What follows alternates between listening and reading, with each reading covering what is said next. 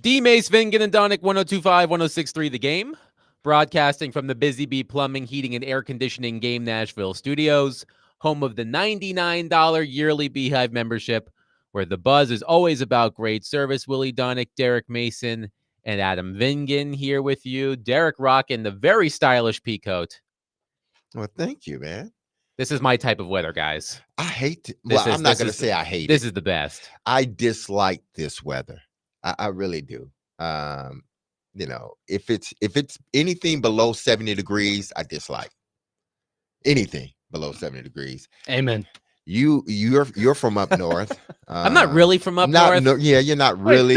Wait. D-Mace, you're from Michigan. Yeah, exactly. You're from further north than I ever lived. But I paid my dues, okay? Okay. I paid my dues with the cold weather 20 plus years walking backwards in the wintertime. Try that, okay? Walking backwards. I hear it plenty from my wife. Walking backwards up both hills I to had school. those days. I hear it plenty from my wife, who, as you know, is also from Michigan. So I get it. Willie, meanwhile, spent some time in Winter Park, Florida, where I'm sure the temperature never fell below. Yeah, when did you move 65 I moved there when I was 12 years old. Oh man, yeah. But I had from the Florida. days. I had the days though in New York where recess was outside in the snow. And that's what we wanted. Like if Play they kept football us, and everything in if they the snow. kept us inside for recess. Come on, man. I Get will. out there. I It's will. snowing. I will tell you this: as much as I like the cold, I hate snow.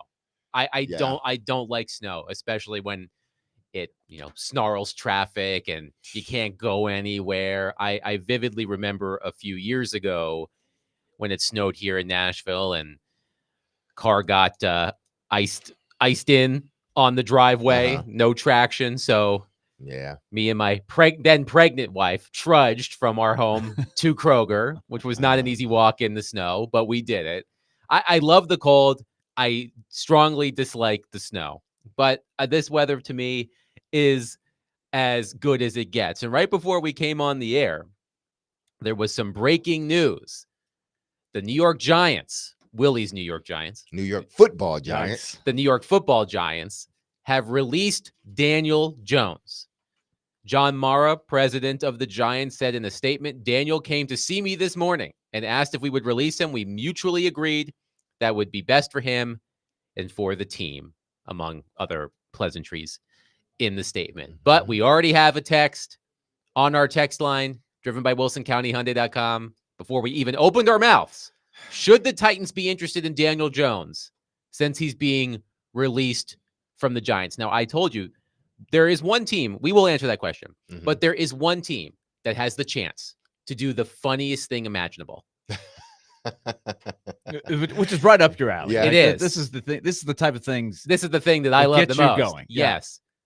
Thursday, Thanksgiving, the Giants are at a team that needs a quarterback. That's right. Giants at Cowboys. So you don't like Cooper Rush? I want Jerry Jones to sign Daniel Jones to start against the Giants on Thanksgiving. That would be must-see TV. That would be Do it, Jerry Jerry. Jones-ish type of stuff to do. Like he would do something like that. Go out and sign Daniel Jones when he already has like 10 quarterbacks on his roster. I saw Cooper Rush through 55 passes last week. It was wow. rough. It was, and I don't know how many times he got sacked, but he was taking a beating. Yeah. Man. He was getting. Then I they know got Trey I know Lance. Daniel Jones is not worth the contract that he signed with the Giants, but he's got to be better than Cooper Rush, right? Well, look no further than Russell Wilson. I do think that Daniel Jones has been shredded in New York, right? He is in the worst place to flop as a first rounder. And as David pointed out yesterday at the end of the show, when you guys were announcing that he was playing on the scout team and Scout team safety. along with assistant coaches and water boys and whatever. Yes. And I'm sure that prompted him to say, okay, enough of this. Get me out of here. But he has gone through the roller coaster of being a first round pick that has had highs and lows. He has won a road playoff game. So he, at his best, isn't bad.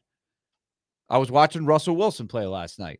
They almost pulled off a miracle in a wild snow-bound game in Cleveland, a classic game. Now think about this. The Browns are having a dome stadium. That's a discussion for another day. They're They building should a never dome have a stadium. Dome stadium. Come on. No. We need, I mean, what can we rely on if we can't rely on a couple of snowy games in Cleveland That's with like the dog Buffalo pound? Come having on. that's We like love that. Buffalo having Exactly. a dome stadium. Imagine like you don't Green do Bay it. having a dome. Exactly. But It just wouldn't look right. But if I'm David, if I'm Daniel Jones, right? I don't know who would pick him up now for the rest of the The season. Cowboys. That might be a separate question from what would happen in the offseason. But we had a discussion yesterday Mhm. on if Will Levis gives you modest progress next year, and you feel like we're better off if you're the Titans addressing other needs on the roster through the draft.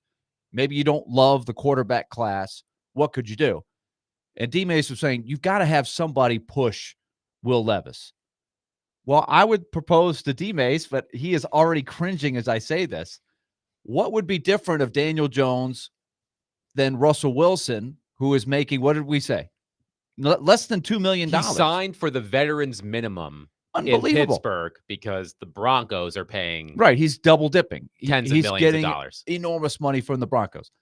Daniel Jones is going to get a lot of money from the Giants. And so you could get him dirt cheap Mhm. and maybe just getting out of New York and trying someplace different could be a better option for him. You could get more mileage. Willie, I'm gonna tell you this. All right. That's D-Mace has never a his good answer. sign. Yeah. That's D-Mace never a has good his sign. answer. Willie, I'm gonna tell you this. If a pair of shoes that I see give me bunions, and then that said store decides, you know what? We don't want these shoes no more. No one's buying them, or if they are buying them, they're bringing them back. And then they choose to send them to a consignment store somewhere else.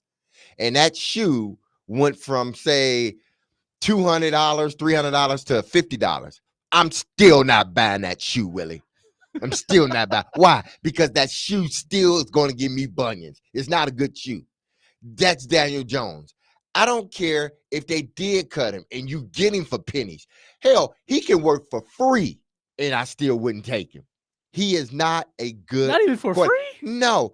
And the difference between he and Russell Wilson is that Russell Wilson won the Super Bowl. Russell Wilson at one time was a top 5 quarterback. Russell Wilson just may go to the Hall of Fame. Daniel Jones isn't going anywhere. He was never a top 10, top 15, top 20 quarterback. He hasn't even sniffed the Super Bowl. I think the closest he's been to the Super Bowl is watching it. I can't disagree with anything. That's obvious, right? Russell Wilson is much more Mhm. decorated. I'm just looking at the financial model as the similarity. Oh, And I you're do good, have yeah. some financial information from Tom Pelissero. Aha. According to Tom Pelissero, releasing Daniel Jones now means the Giants will take the full $22.21 million dead cap hit in 2025. Jones would have counted $41.605 million against the cap if he were on the roster. So they saved $19.395 million and 2025 cap space plus $30.5 million cash. And Jones is off the books in 2020. So how much do they still owe him, or they don't owe him anything? They got to pay $22 million next year on dead cap. Yes. Okay. They owe him a dead cap hit of $22.21 million. Oh. Yeah. And So he could just sit down so and they chill and bite get the bullet money. next year. Yes. And so, Daniel Jones will go on to the free. I'm guessing we'll find a way to go to the free agent market this year. Right. and say, Nobody's going to pick him up Listen, off of waivers. I'm getting 22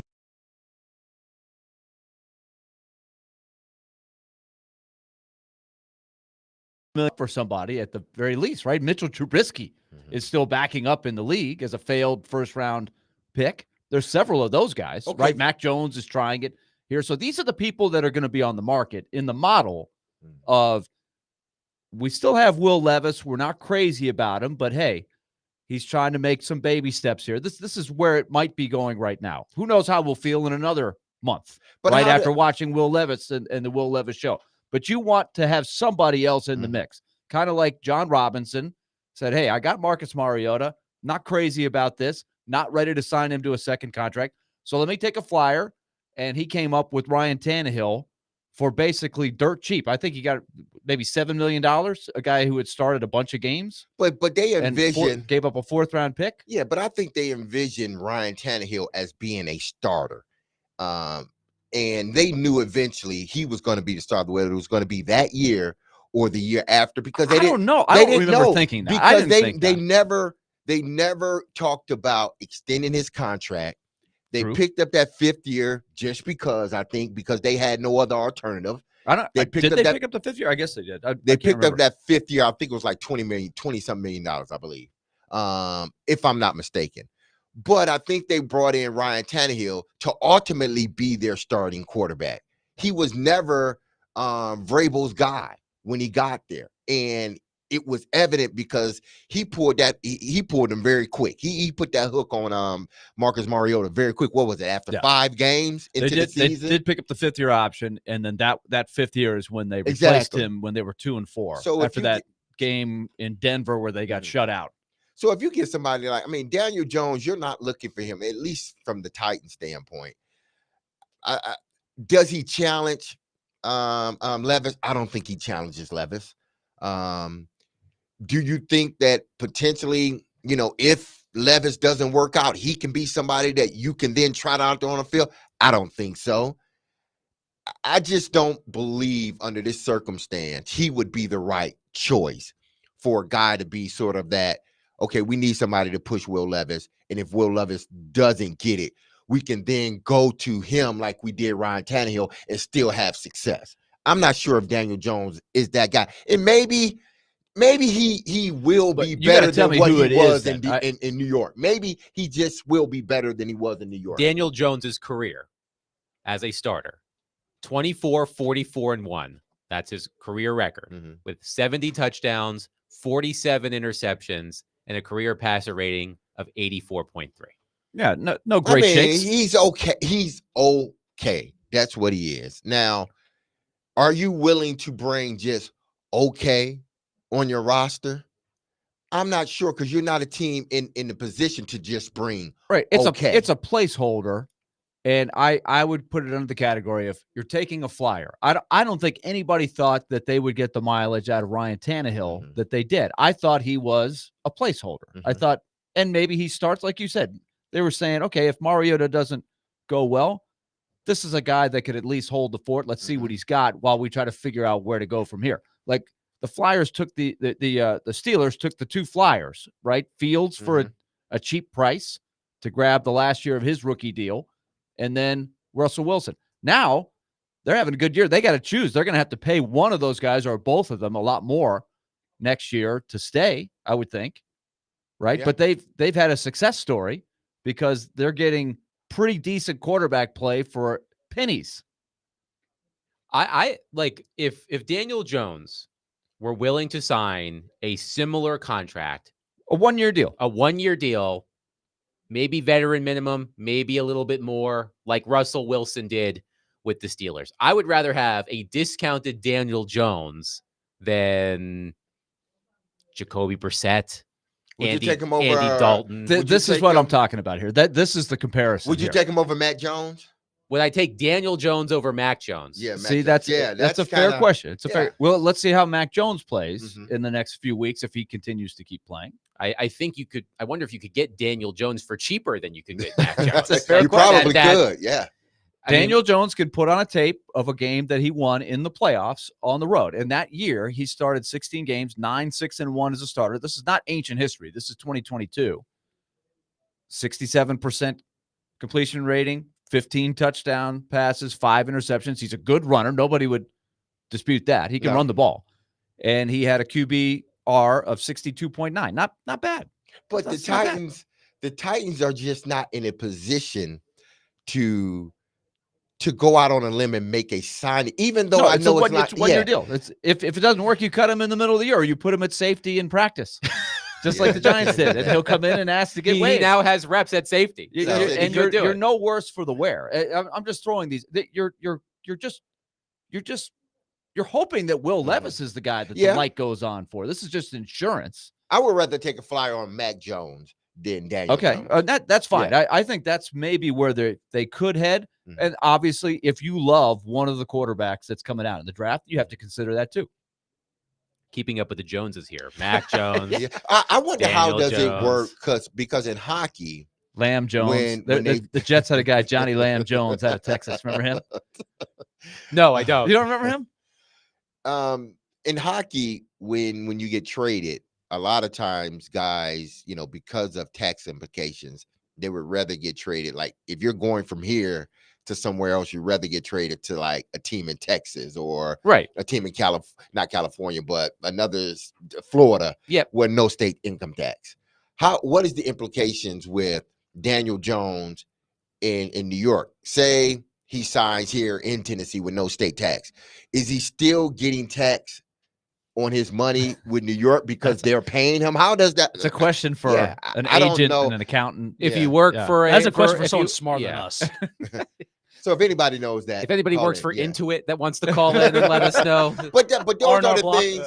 But I'm sure those are the things that one would probably think of. Like, okay, if I can go to a non-state tax team, You know where they don't have state taxes? Dallas. Yeah, That's you what got I'm a point. saying. You got a point. Just- I what just happens to Trey Lance? Like, this is another interesting story. Like Trey Lance, everything that they moved Trey mountains who? for in San Francisco to draft him, and then discarded him, and Jerry just like, "Oh, I'll take him. Maybe he's the guy. He I don't can't even even think get they in there over remember- Cooper Rush. I think they forgot his name. They probably I forgot he know. was on the roster. They put him in at garbage time against the Eagles Uh-huh. a couple weeks ago, and he just got clobbered. It just is like, man, what happened to this guy? All I'm saying is that Jerry Jones can't spend enough money to prevent the roof from falling off at AT&T Stadium, let alone pay a quarterback. I mean, he did pay Dak Prescott a Well, ton maybe of you money, should put up that damn curtain, Jerry Jones, because other Yes. stuff is falling in your building. but Goodness. oh man, I like the idea. I like the idea of a veteran minimum Daniel Jones just to have. Here, He's or a you Duke talking guy. Remember, in Adam's Dallas? a Duke guy. I do have a soft spot for Daniel Jones. Exactly. So people.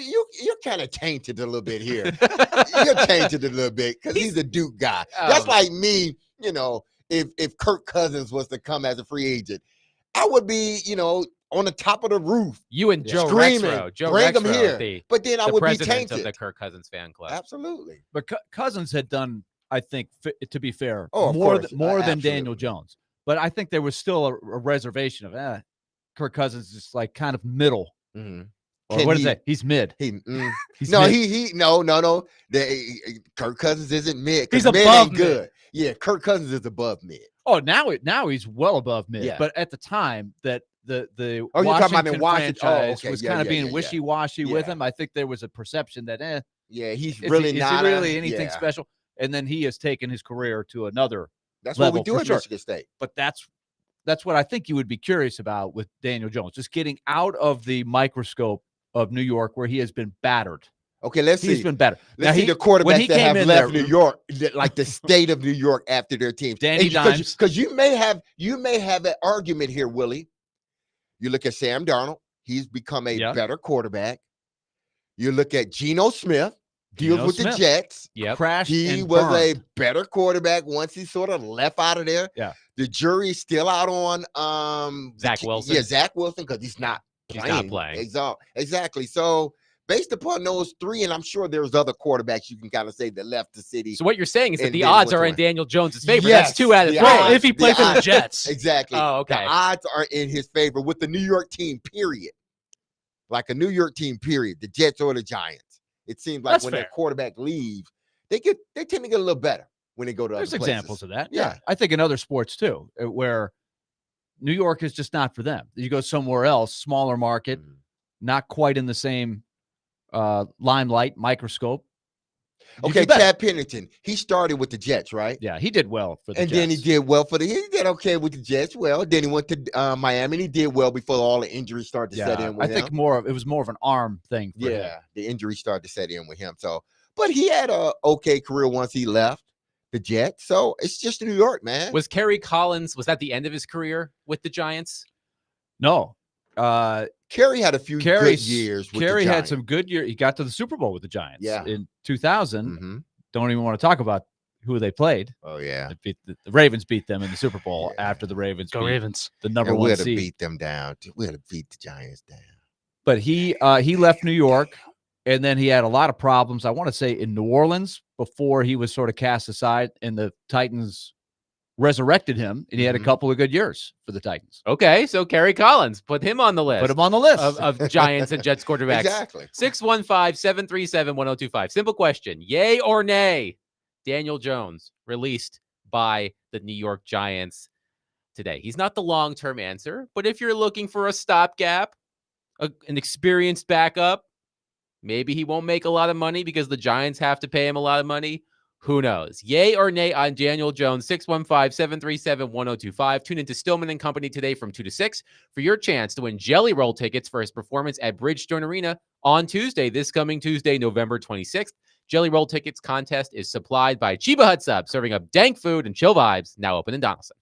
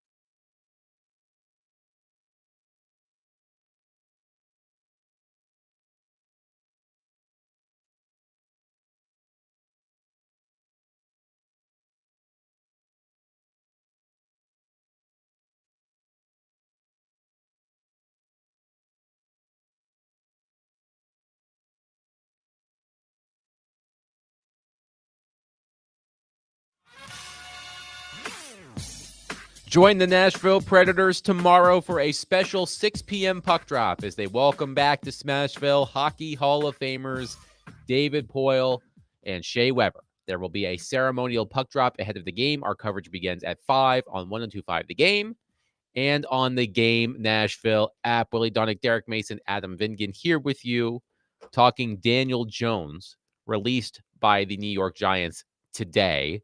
Simple question, yay or nay? Should the Titans take a flyer on Daniel Jones? Also in the New York quarterbacks who left New York and did well elsewhere, one texter says Ryan Fitzpatrick. Yeah, It's magic, baby. Fitzmagic, but Ryan he Fitzpatrick. seemed to do What well. about when he left Tennessee? When he left Buffalo? Exactly. When he left, yeah. When he left left Miami. When he left He Tampa Bay. he played for just about every team. What happened when he left Buffalo? And he is the I mean- ultimate Let's have this. Come on. suitcase Simpson. So Gosh, looking at Ryan Fitzpatrick. Buffalo, the Jets, Miami, Cincinnati, Tampa, St. Louis, Houston, Tennessee, and Washington. God, he could have damn near half the NFL. Good for him, though. Yeah, Saw him on hey, Thursday. if you can do Saw it, him on do Thursday it. Night He was- Football He was last sitting there night. in the snow last night. Yeah. If you can do it, do it. Oh, I love games like that. Oh, wasn't that fun? That was so I would have crazy. loved What a that play. crazy in that- game. I would have loved that play. Now, in that okay, game. let me ask you this real quick. Yes. When it was, there was for people that watched it, Mhm. they know what I'm going to say. But it was 3rd and 2 Mhm. with a little less than 2 minutes to go, and it's not a blizzard, but it's coming down pretty hard. Uh-huh. You know the field goal is going to be tough. It's like a 40-something yard field goal. 3rd and 2, Jameis Winston almost gets called for intentional grounding. Mhm. And he knows he's going to get sacked. So he's just got to wing it. It kind of slips out of his hand. And they fortunately don't call intentional grounding, but it's illegally touched by Derek's computer. We've got an echo. Gosh, going on. D-Mace.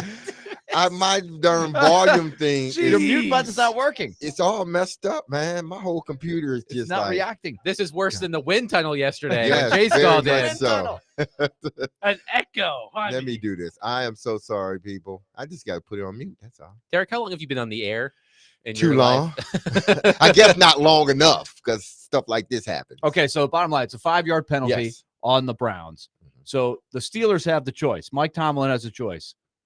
Take the penalty and make it 3rd and 7, or keep it or decline the penalty and it's 4th and 2 on a fringe of the go-ahead field goal with just under 2 minutes to go. And it looked like to me the Browns were lining up to go for it. They weren't even going to try the field goal. They were going to have to try to go for it 4th and 2. So what would you have done?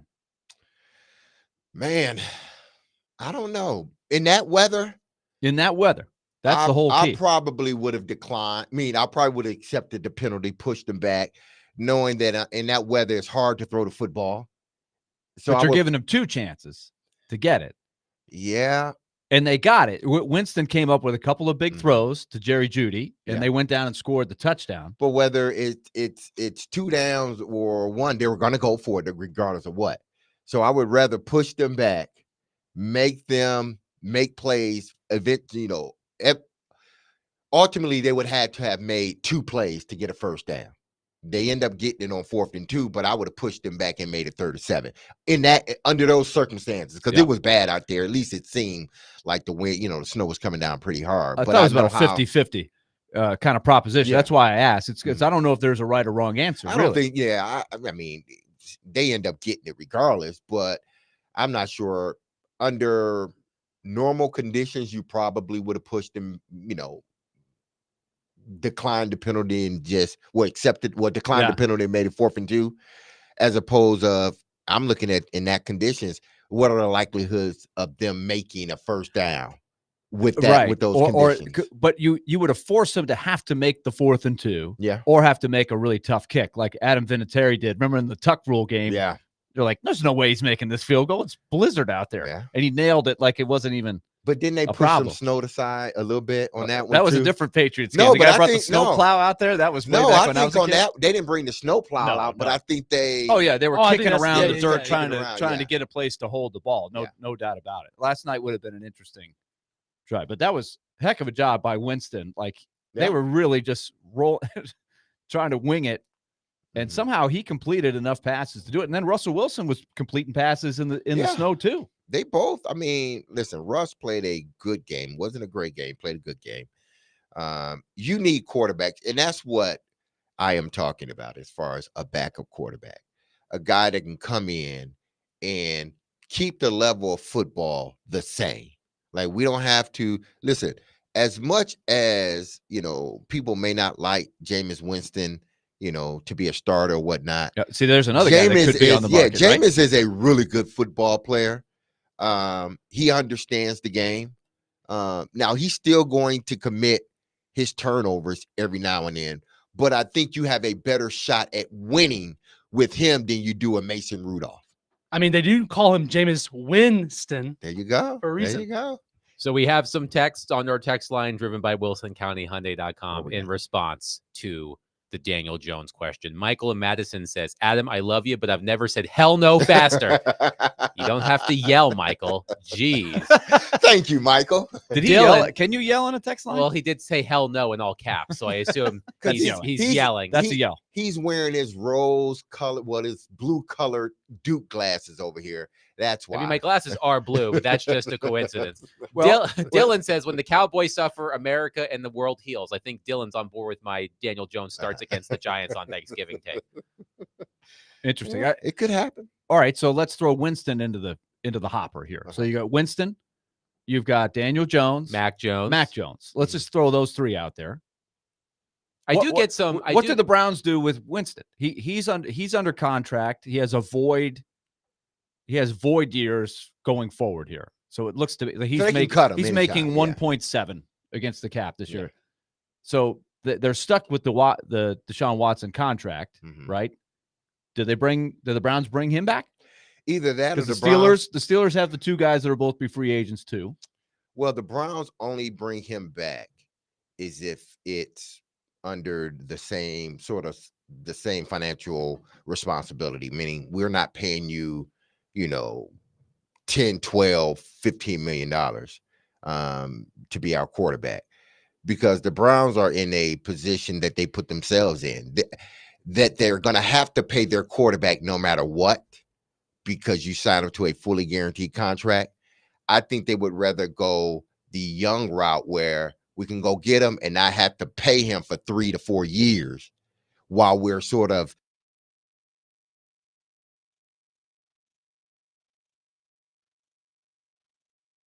on Watson's contract. You would be paying about what, the top rate of the quarterback is going, 40-something $million, close to 50, if not 50. But you'll be paying that for 2, but the bulk of it comes from Deshaun Watson. So that's just the way I look at it. I do kind of get Will Levis vibes from Daniel Jones. For those of you out there who might have been or still are Pokemon fans, Do you think he is as tightly wound as Will Levis? I don't know, but I'm getting, like, as a player, Uh-huh. I'm getting those vibes. And here's my Pokemon analogy for those of you who played the game as I did when I was younger, or you still might be a fan of Pokemon. The Pokemon would evolve, right? Mhm. You start with Charmander, and he levels up, and he would evolve into Charmeleon, and then he would evolve, and he would finish as Charizard. I feel like Will Levis is Charmander. Will Levis might be. Will Levis is Charmander. Daniel Jones might be Charmeleon. Now, I don't know who that makes Charizard, but I feel like Will Levis might be the slightly more evolved version of Will Levis. I mean, that's just a vibe I get. I don't know how true that is, but it's just a vibe I get. It's an interesting vibe, even though I don't know the language in which you speak. Just like sometimes when I start spouting out Star Wars stuff, Your people are kids like, weren't- well, I have never seen the movie. How old are Like, your children? They're both college age. Yes. I Okay, have a so senior they- and a freshman in college. I mean, yeah. Pokemon was big when they may have been born as a Pokemon. Yeah, they kind of craze just missed that was window. moving on. Yeah, neither one of them got into that. But Daniel Jones had enough success his rookie year that I think he kind of flashed, and I think the fans thought, oh, he's going to even get better. Yeah. And then he kind of took a step back. Like his first year, he had 24 touchdown passes, and he had a couple like they were really bad. Like he had a pretty high. He was fairly high first round pick. What was he, 6th, 7th? He was in the certainly top 10. Let's see. It was here. in Nashville that he got picked. I thought he was number 5. Sixth overall. So I think the hype was there, and then he did enough to where they thought he was going to be great. And so the expectation bar was set pretty high. And then he disappointed, which is always a tough road to take. That's another reason why I think maybe just clear the decks, give him another shot somewhere else. He could be better. Oh, he's going to get another shot somewhere Yeah. else. We call this Trubisky land. This is a Tim Hasselbeck phrase. When you're talking about these kind of quarterbacks, Trubisky's. we're talking about the Trubiskys, right? The failed first rounders trying to restart their career, keep their career going on some level. In his best season, by the way, Daniel Jones had, if I'm reading this correctly, 7 rushing touchdowns. He can run. Yes. He He had can 7 run. rushing touchdowns in 2022.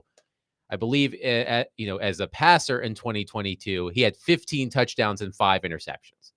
But he ran for 7 in 2022 and went 9-6-1 as a He starter. might have even been in some people's fantasy lineups. Yeah, that you got year. a point. He probably was. I don't know why, but Good. yeah. You get a lot for rushing touchdowns in Well, fantasy. speaking of running, Wes in Clarksville says Jones has the most humiliating play ever. He was on prime time running wide open towards the Yes. end zone and then tripped and fell. Right. Yes. He Yeah. still hit 21 miles per hour, but he It did was trip. Yeah. awful. It was awful. Don't worry about Mike says, what the hell happened to the show? It turned into Revenge of the Nerds. What's wrong with being a nerd, Mike? Hey, Exactly. Hey, we take offense to that. it. Hey, Some I of the like other that. somebody the other day was like, look at this great show, 3 bald guys with glasses. So it's like, you know what? And we're the only show with 3 ball guys Yeah. with glasses. And we can add a 4th when we get Chris Mason in as well. Exactly. So we can Exactly. really go max bald guys. David, are you bald under that guy? I am bald. He's and I wear younger. He's glasses. younger. I didn't want to speak for David, but hey, Oh, hey, no, hey, listen, I'm fine. we can I- go we're all max. He- bald.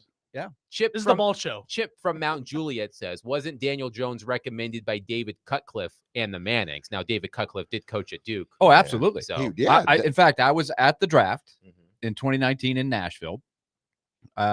Thanks to a good friend of our family's, he got some backstage access to my son and a couple of friends of his, and we got to be walking around backstage, and David Cutcliffe was there on behalf of Daniel Jones. And he could not have been nicer. He's one of the nicest guys you'll ever meet. David Cutcliffe, of course, got that rich history at Ole Miss and at Tennessee. But yeah, I ran into him backstage. He had been on our show a million times before. And so he was singing the praises of Daniel Jones that day. Yeah. Well, you see what it got you, New York. See what it got you. Just because he coached the Mannings doesn't mean that Jones is going to be a Manning. Okay, now I'm looking at this is coming off of Pro Football Reference. Okay. Daniel Jones, nicknames. Danny Dimes we know that one. or Vanilla Vic. I don't think I've ever heard that. Yeah, Have I you guys never ever heard- heard that? no. It's on the Pro Football Reference page. Now, if you Oh, do wow. want to have some fun, go to Pro Football Reference, go to Hockey Reference, and go to a player's page, and you will see nicknames that you've never NBA heard. reference too. Yeah, like NBA David reference said. as Yeah. well. Vanilla I Vic. honestly have never heard I'd anybody call say him that. Disaster Dan. There you go. Call think the that's what they're people. You know calling him people now. on the Pro Yeah. Football Reference. We're going to change that Change to that. Disaster Dan. One more Vanilla thing Vic. before we go to break. JC in Goodlettsville Yes. asked if I ran around with the Pokemon app 7 years ago, Pokemon Go. My or- kids did No, that. I did not play No, Pokemon Go. I'm gonna tell you, we did that one year. We were going to New York, and this is when it became a craze. And we were actually the kids, and I think my son more so than my daughter and myself. I ended up getting the app. We were looking for those Pokemon things. It's like that's crazy, man. Pokemon. Yeah, Pokemon, whatever they call it, Pokemon, the little critter things you invisibly see on your phone. I did love But in real life, you can't see them in real life, but on the phone you can see them. Yeah, I did. I didn't do that, JC in Goodlettsville. I may be a gigantic nerd, but even I have my limits. I did it. 615. See, Derek did did it. Now he's a bigger nerd than I am. 615-737-1025. We'll continue to take your thoughts on this, but tune into 94.9 The Fan tomorrow for Vanderbilt football, presented by Prince's Hot Chicken. The Commodores will take on LSU with pregame beginning at 5 and kickoff at 6:45. Coverage also available on the 94.9 The Fan app and at thegamenashville.com. Disaster Dan. If I were Daniel Jones.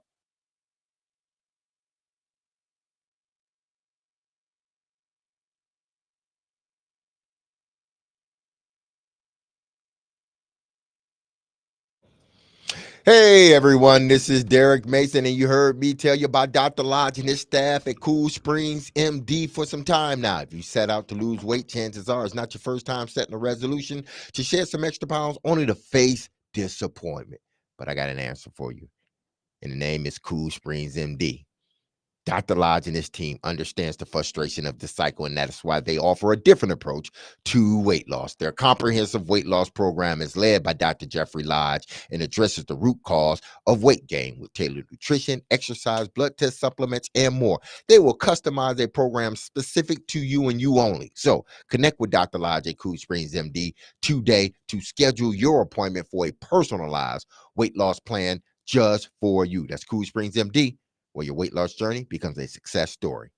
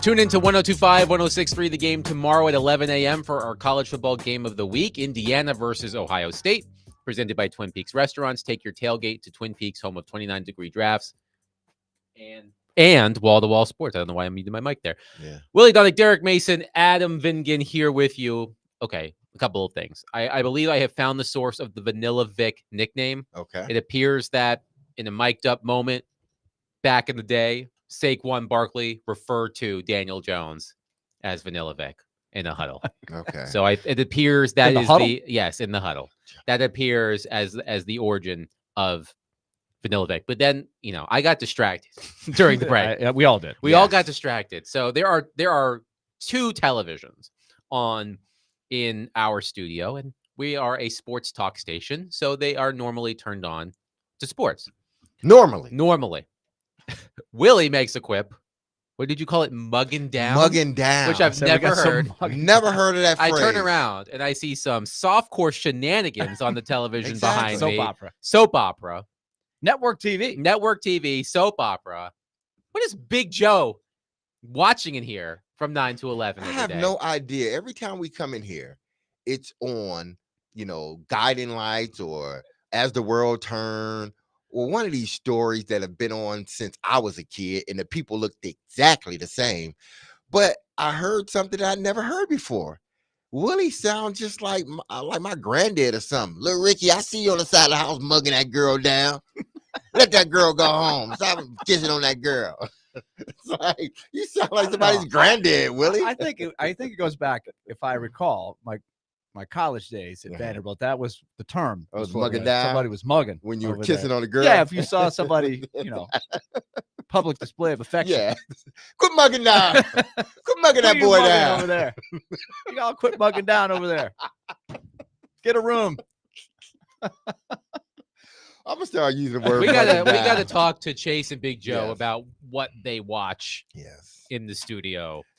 Willie has Yes. turned it to college basketball. thankfully. The Shriners Children's Charleston Classic. Vanderbilt Mhm. is involved Yes. in this tournament. They won last night Good win. against Nevada. They play today against Seton Hall. Vanderbilt off to a 5-0 start in college basketball. They look good. When the last time you said that? 5-0 start. 6-0 It's start. new. Like you see what Clark Lee has done with Mhm. basically a new roster with football, and we know in college basketball, maybe easier than any sport. You Yeah. can turn over your whole team. They were predicted dead last in a Mhm. 16-team SEC preseason, basically because they're unknown. But I suspected this when I was watching their earlier games. They've already destroyed Cal, for example, who plays in the Atlantic Coast Conference. Yes, the story Any of Atlantic Coast Coast. You think about the great teams in the ACC tournament: Greensboro, North Carolina, Duke, North Carolina, NC Maryland, State, Wake NC Forest, State, and Cal. and Yeah. Cal. And Cal. There you So go. now that's what we have. But Peja Stojakovic, his kid, plays for Cal. Vanderbilt smashed them. They play a lot of really fun, up-tempo, a lot of players. They only had one scholarship guy come back. Was it I think one? so. Yeah, I for think that's Vandy? right. And one of the new guys is Hogard Uh-huh. from Yeah, from Michigan State. yeah. He No played wonder a they're very doing good game last night. Very good game. Uh-huh. They come at you with a lot of guys who could attack the basket. They play great on the ball pressure defense. They get a lot of steals. They push the ball. They play at a fast pace. It's a full on attack. I don't know what the record's going to be in the SEC. They're undersized, but they're going to be fun to watch. That was a good win. Steve Alford in Nevada, Mhm. that's a winning program that I looked in the Ken Palm. They were 38th, I think. So they should have won the game even easier. Vanderbilt, they were up by double digits in the second half. It got hairy at the end, but they held on. I'm very intrigued with Mhm. what they're doing there. They are. I'm going to go out not too far on a limb here. They're quite a bit better than they were last year. I don't know what that's going to look like, Mhm. and they're going to be way, way more fun to watch than last year. Well, I'm looking forward to it. Why? Yeah, Because they got a Michigan State guy on their team. yeah, they do. They play. So they got Seton Hall tonight. Seton Hall won in overtime last night in the semifinals. The other Against- semifinals was it going on right now. VCU? Did they play VCU? Yeah. Yes. When you think about teams like Seton Hall, I think about the old Big East. Yes. Oh, yeah. Seton Takes Hall, you back. man, takes you back, man. Takes you Ramon back. Ramos. Yes, goodness. Some classic guys from the back. Man, You think about the great Big East tournament runs, Syracuse, Yeah. and Georgetown, UConn. Oh, yeah. UConn, those were the days. Providence. St. Joe's. St. Joe's. None of St. that- Joe's was not Big East. Oh, St. John's. My St. bad. John's. John's, there you go. I was wrong. Yeah, That was there my you go. bad. Great Chris game Mullin. last night between St. John's and Baylor in the Bahamas, which, I would love to go to a college basketball tournament. What was the kid's On the name from Bahamas. St. John's that was supposed to be all world? Was it Felipe Lopez? Yes. Oh yeah, he was on the front of overhyped. Sports Illustrated. This guy was supposed to be the next great basketball player, and he fizzled out very quickly. Middle Tennessee got a nice win yesterday. True Blue. Yeah. So are they? They must be. Were they in a tournament, or was that just the? Yeah, they they're were in the playing tournament. I afternoon. forget which tournament they're in. So Which they you should can be listen playing to it. today. Tennessee got a big win over Virginia in your classic Virginia game where Mhm. Virginia scored in the 40s, I Yeah. think. They play So old Tennessee school looks really Princeton good. basketball. Yeah. It's in the front to basketball. Mm-hmm. Tennessee plays Baylor tonight. Baylor, So they're in the Bahamas. yes, Baylor, an epic win last night. Double overtime, 99-98. Again, a I soft, wonder how they look a this soft year. spot. Jeremy Roach, former Blue Devil, hits Uh-huh. the game winner. But Oh, wow. Baylor and Tennessee, that's a number 11 versus number 13 matchup. So that's a Good. That's a big matchup for So some college Tennessee hoops going on tonight. early in the season. We do have one texter who says he was at, or she was at Vanderbilt in the mid-90s and can confirm the usage of mugging. Oh, Very as nice. you use Okay. it. Got Oh, my back wow. on that. Okay. Okay. Okay. All right. Quit mugging them down. Get a room. Quit mugging down that- in a quad. Is that a Vanderbilt only term? I don't think so, but it could be. It could be. Own it. I'll take Own it. Yeah, I'll take own it. It originated on the campuses of Vanderbilt. We have another texter On that the says, "You campus guys know it of was Vanderbilt." Young and the Restless, and D-Mace is the guilty one." I just assumed it was Young and the Restless. I didn't know. It was Channel 5. Yeah, so, it was. Yeah, maybe so somebody else is a Young in the Restless. Guiding fan. Light, As the World Turned. Those still come on, right? Oh, I'm yeah. pretty sure they do. Oh, yeah. The And Bold the people still Beautiful. look the same, don't they? The people have died Santa 8 Barbara? times, Is but that it still on? managed to come back. How? I don't know. After they flatlined and everybody After had they a were funeral. beheaded. Yeah, then they come back. Remember, there was a great movie. I think it was the movie's name was Soap Dish, or it was some kind of comical, and it was a spoof on the Uh-huh. soap operas. And I think Whoopi Goldberg was the actress, Uh-huh. and they were bringing back a character who had been beheaded. They're like, we can't. It was in the writers' room. Like, we can't bring this guy back. He's been beheaded. He doesn't have a head. He can't come back to life. There's a potion that he can drink. That's what it is. We'll clone him. That's Oh, man. That's the stories for you. Let's get to sports, Okay. man. Let's We- get we- to we have sports. gone off the We've gone rails. off It's the rails. We're Friday. sorry, people. It's Friday. It's Friday. I know we've talked Titans to we were blue in the face. We will get to more Titans because we Yes. do need to go over Willie's preseason Titans question. yes. We need to do our mid-ish season review of Willie's 10 Titans questions. But before we do that, one texter on the Daniel Jones front says, "What's the point of getting Jones or Winston, Darnold, or any of these non-solutions when you have Mason Rudolph?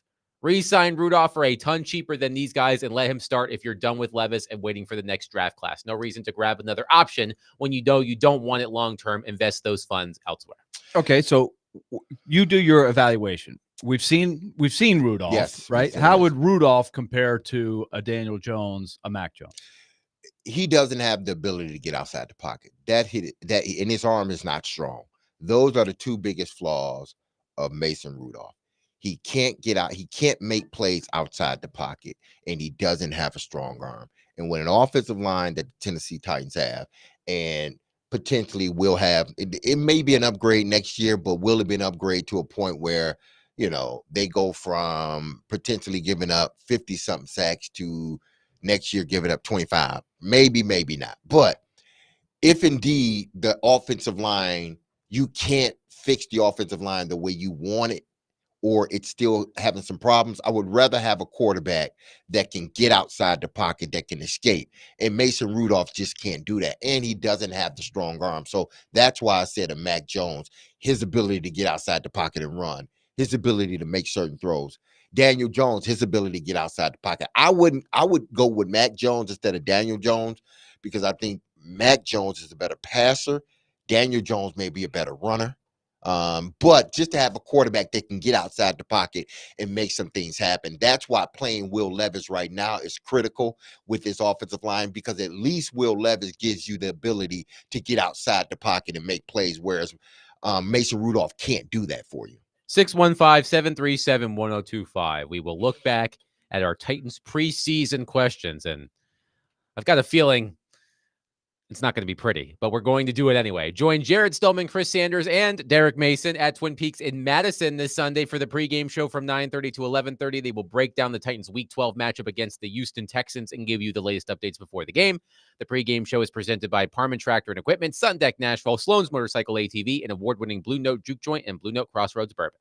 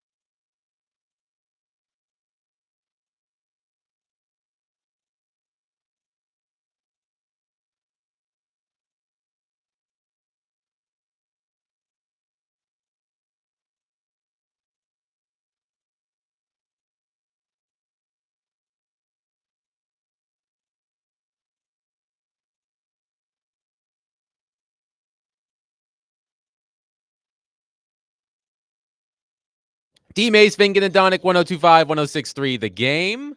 Broadcasting from the Busy Bee Plumbing, Heating, and Air Conditioning Game Nashville studios, home of the $99 yearly Beehive membership, where the buzz is always about great service. Willie Donick, Derek Mason, and Adam Vingan here with you. Titans are back in action on Sunday against the Houston Texans. Always a spicy matchup, although the Texans are, I think, 8-point favorites. Mhm.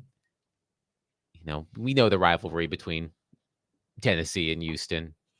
So always I'm look. trying to figure out, like, seriously, is it really a rivalry?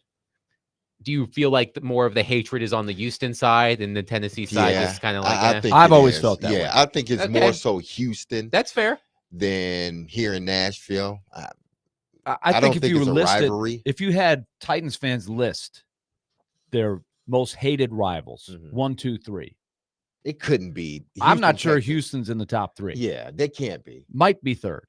It But ain't I even think third. I would say Ravens, Colts would be 1, 2, maybe Raven, Steelers. Colts, Steelers, Yeah. Jags, maybe. Jags, Maybe yeah, Jags. Maybe.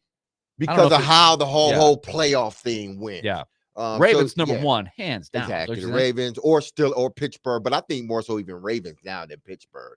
I think the Pittsburgh luster has sort of worn off a little bit. I think after 2019, that's when like the Raven rivalry just It went up another it went up level. because of what happened level. there. Yeah. So, but I don't. Either Houston, way, Houston fans like sticking it to the Titans of course. any chance they get, and they hope to do so again on Sunday. So before the season, Willie presented us with 10 Titans questions that he felt would dictate where this season would go. And we looked at it about a quarter of the way through the season. We're about halfway through.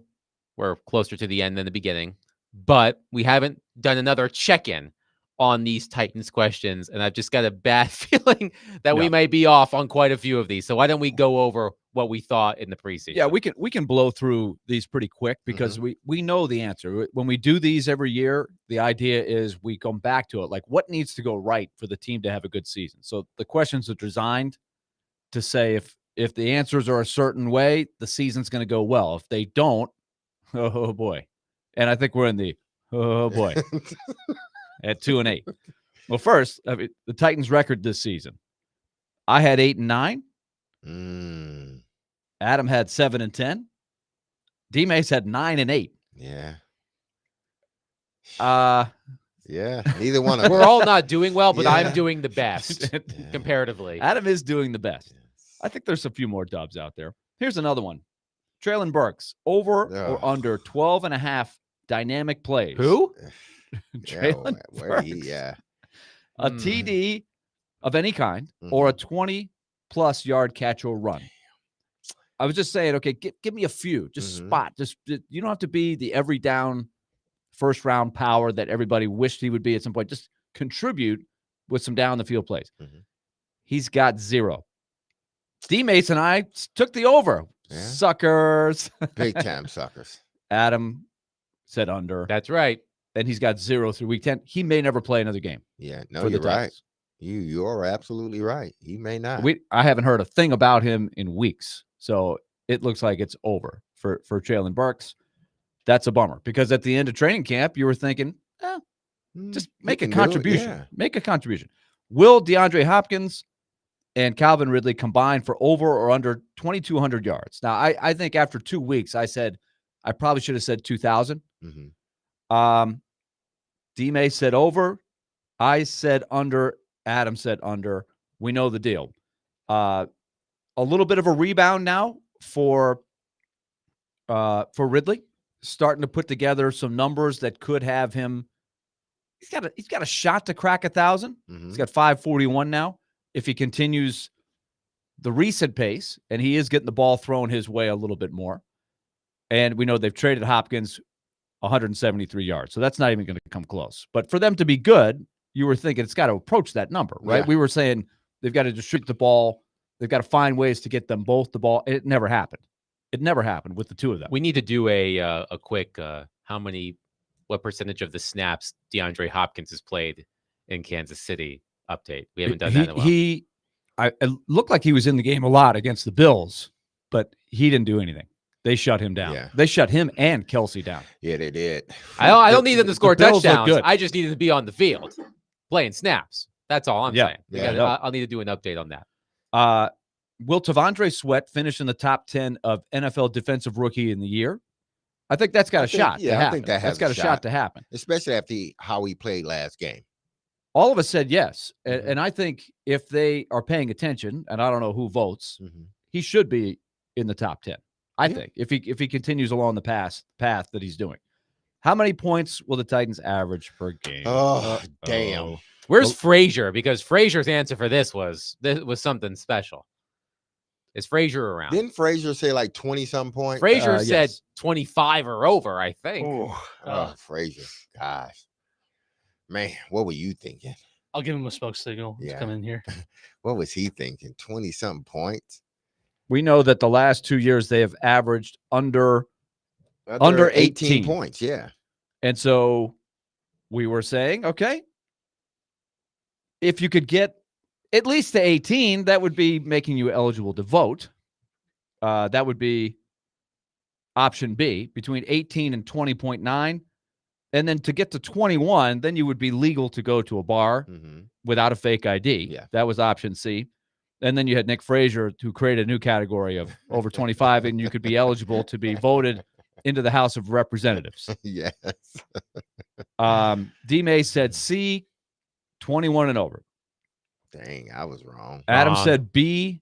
I said B, 18 to 20.9. So at this point, they're averaging exactly 17. 17. Exactly 17. And it's buoyed by the one game that they scored over 30. Mhm. But the So bottom they're line really is averaging like 16 points a game. they've only gone over 17 twice. They had 31 and they had 20 against the Patriots. And that game went to overtime. So they had 17 in Who regulation. is the It's- lowest scoring team in the NFL right now? Who is it? Good question. Would you care to take a guess? While we I look would this say up? Carolina. I just threw that out there. I would believe it was Carolina Let's take a look. The lowest or scoring the team Giants. in the NFL is the New York Giants. 15.6 Yikes. points per Ooh. game. The Titans are averaging more points per game than the Cleveland Browns, Carolina Panthers, New England Patriots, and New York Giants. What do all those teams have in common? They They're stink. all bad. Exactly. You have to be Wow. able. You have to be able to score. Last year, the Titans defense had 14 takeaways.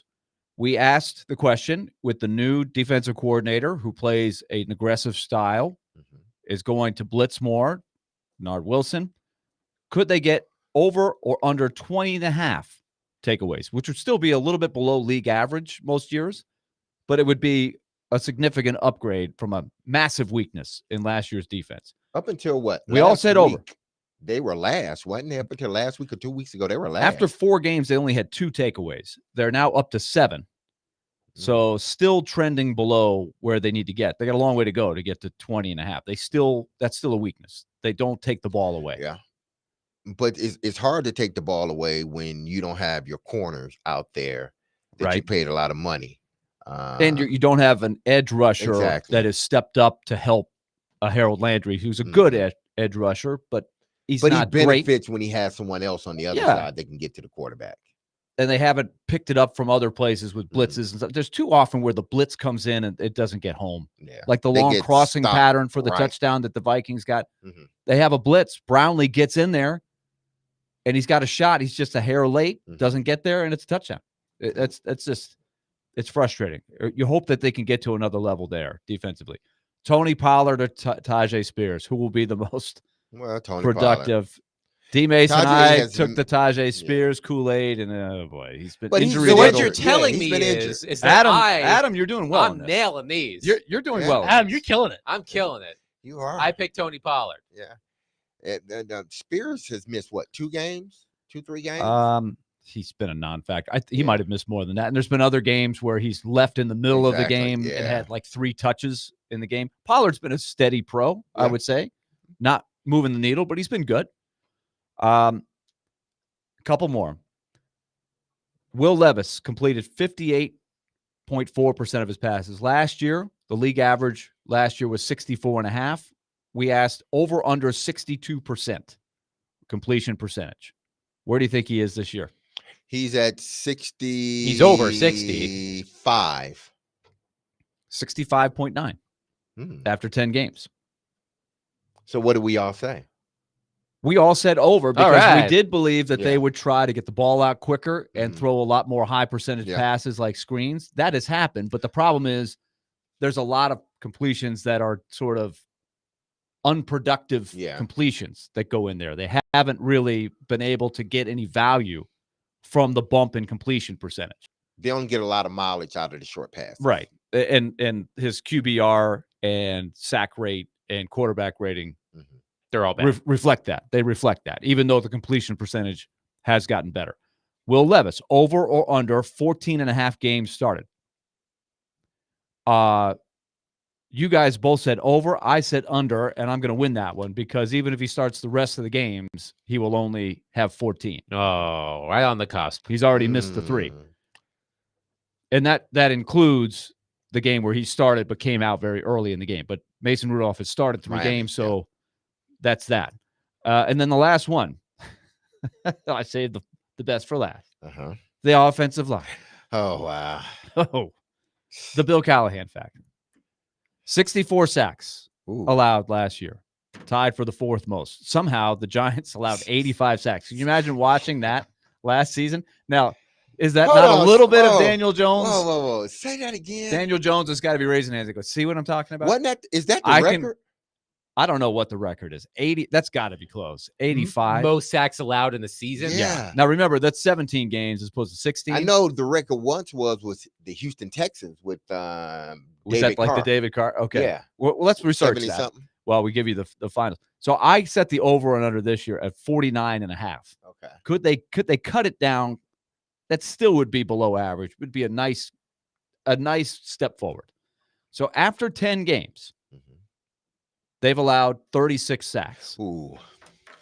Mm-mm-mm. The Uh, 1986 I'm not liking- Eagles. The 1986 Eagles gave up 104 sacks. oh Oh, my wow. gosh! In 16 games. Yes. Wow.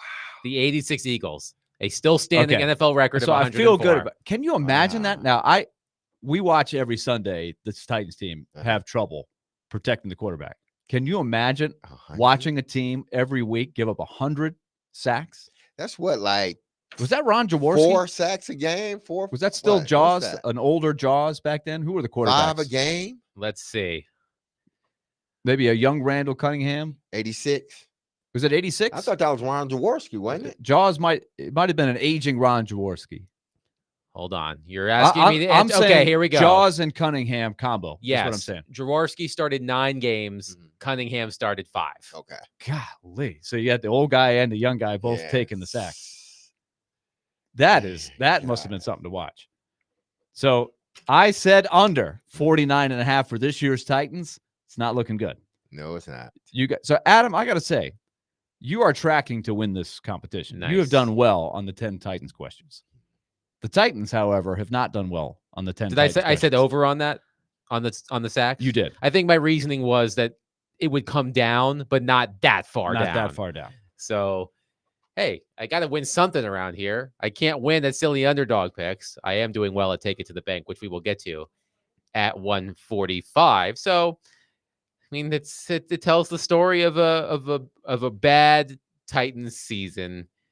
And you know what? How many more games of this do we have left? 7 more games. 7 more games. 7 So more strap in, games. 2 folks. against the Jaguars. Mm. That would be interesting. And I'm just going to we'll get 2 against the Texans, by the way. Yes, I do think it's Which Ugh. starts this week. yes. There are plenty of was it 5 of the final 7 games are against AFC South opponents. So Yep. Strap up, Titans fans. It's far from over. 615-737-1025. Coming up next. The Tennessee Volunteers were the first team out in the latest rankings for the college football playoff. They're back in action this week against UTEP. But they are going to need a lot of help to put themselves back in the mix for the college football playoff. So we've got your Tennessee Volunteers other team rooting guide for this weekend. And we'll do that next. Willie Dunnick, Derek Mason, Cue the Adam Fingen. Vanderbilt fight song. Yes, 102.5, 106.3 The Game.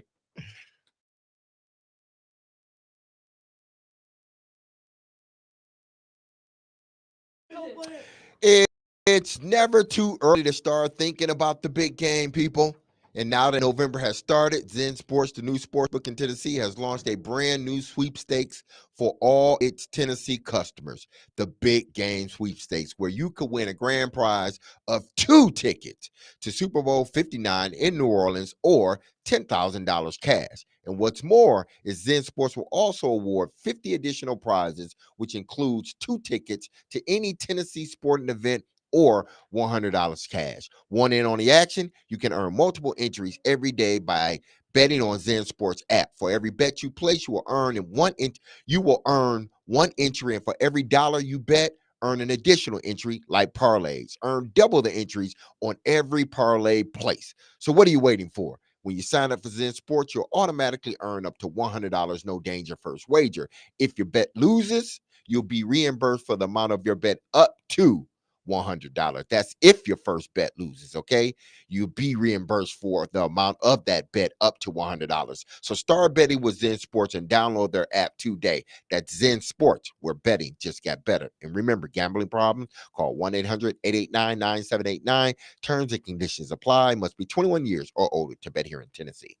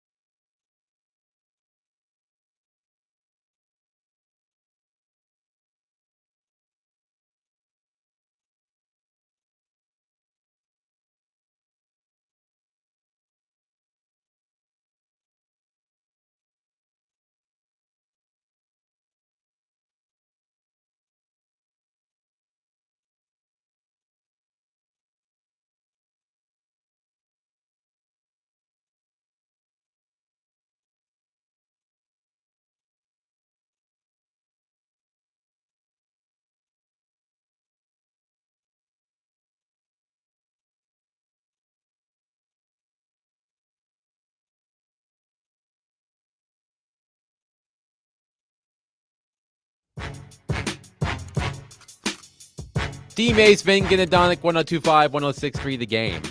In our next segment, it's time for Ask D-Mace. So if you have questions for Derek, you can get them in now, 615-737-1025. You can start texting. You can start calling. We will do Ask D-Mace in the next segment. The Tennessee Volunteers are back in action, if you could call it that. They're playing UTEP tomorrow. The line is Tennessee minus 40.5. So Vols fans, you're probably not sweating the game tomorrow against the fine University of Texas at El Paso. You hope not. But Tennessee is going to need some help if they want to get back into the college football playoff, because earlier this week, they were the first team out after losing last week. So I've sort of compiled a list of teams you need to be rooting for this weekend if you are a Tennessee fan, to help you as you hope that your favorite team gets back into the playoff mix. We'll start here locally. Vanderbilt. Vanderbilt is at LSU tomorrow. Tennessee plays Vanderbilt next week here. And as Willie said during the break, if Vanderbilt can get a win at LSU is scuffling, but if you are Vanderbilt and you can get a win at LSU and Tennessee beats Vanderbilt on the road, it's a better looking win. I think the win would carry a little bit more weight, because I do think if Vanderbilt could put, this is a big if, right? I think we're all curious to see after the bye week. We talked to Clark Lee earlier this week.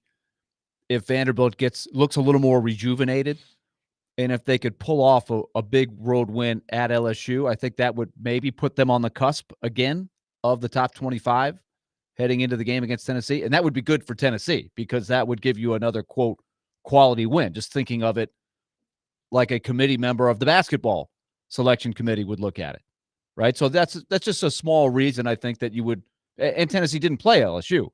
So you want your opponents and your strength of schedule to look as strong as possible. So Vanderbilt at LSU, I think the big one that everybody is going to be watching, not just Tennessee fans, but the college football watching public, Ohio State and Indiana. You want to be a big Buckeye fan. And not only a win, exactly. You want Ohio State to lay the smackdown on Indiana and leave no doubt. If I believe the line on that game is 11 for Ohio State, minus 11, you're hoping for, like, what would be, and Derek, you mentioned this the other day. Sometimes the margin of victory doesn't tell the story of the game, but what is the smallest margin of victory you can hope for if you're Indiana? Sorry, let me rephrase that. Like, what's the largest margin of victory Ohio State can have, or the smallest margin of victory Ohio State can have for Indiana to still look good coming out of this game? I would believe, because I will say 14, because 14 looks different. 14, if I wasn't watching the game, 14 would be like, oh, it was a blowout. But if I'm watching the game and it's, they're down 7 points and they're driving and all of a sudden throw an interception, pick six, and now it turns into 14 points. And now, the game's pretty much, it's over with. That looks different from, me just looking at the score and say, oh, they lost by 14. Right. I would hope the committee would actually look at the context. You would have to see the context and how the game was going. So Tennessee fans, they have to hope for at least 17 points. It has to be a 17-point, or it has to be where Ohio State just controlled the game for the majority of it, and say they were up 28 points and then Indiana came back and made it a 14-point game. That looks different than the 14 that I originally talked about. And it sort of helps UT, because Ohio State was up 28 points and y'all scored 2 garbage time touchdowns after Ohio State took their guys out. That looks totally different. So Tennessee fans better hope for at least a 17-point victory or more. Matt from Camden says Indiana has to cover to look good. And the line, as I see it now, is minus 11. Yeah. So that's the game that everybody's going to be watching this weekend. And Tennessee fans certainly hope that not only Ohio State wins, but wins convincingly. This might make you feel a little bit sick to your stomach, Vols fans, but you're going to have to root for Florida too against Ole Miss. Yeah, you're going to have to. And listen, Ole Miss has put themselves in a situation where this is a must win for them. They have to, because if they don't win this, then they're out. If they win, it puts UT further behind. Then UT has to. Then I think that last game, regardless of what Indiana does, that last game versus Vandy is going to be big for UT. Say if Vandy goes and get a win, which I do hope they have a real shot at winning this game. To me, it's even based on how LSU played last week, and it just seems like they're just so erratic. And they're out of it, period. So what are they playing for? So if Vandy beats LSU, that last game versus Vandy, UT and that's going to be a huge game, have a lot of implications on whether UT makes it or not. Because regardless of what Indiana does, if Indiana loses and it's close, and UT don't take care of their business against Vandy, they're done anyway. So they need to stop worrying about everybody else and make sure that not only that they got to blow UTEP out. It can't be a close game. It's a 40 and a they half need to point beat line him by right now. no, they need to beat him by damn near 40 points. And then they got to come back and they have to have a dominant performance versus Vandy. If it's close or they lose, I can't see them getting in. I would agree. And Florida has been playing well enough, even though they're a 12.5-point dog at home. I feel like they're going to be a tough out, I think, for Ole Miss. Now, Ole Miss is playing well. That's the thing. Ole Miss seems to have come a long way since they lost to Kentucky, right? They looked lost on that day. Slowly but surely, they have come on, and they look really good.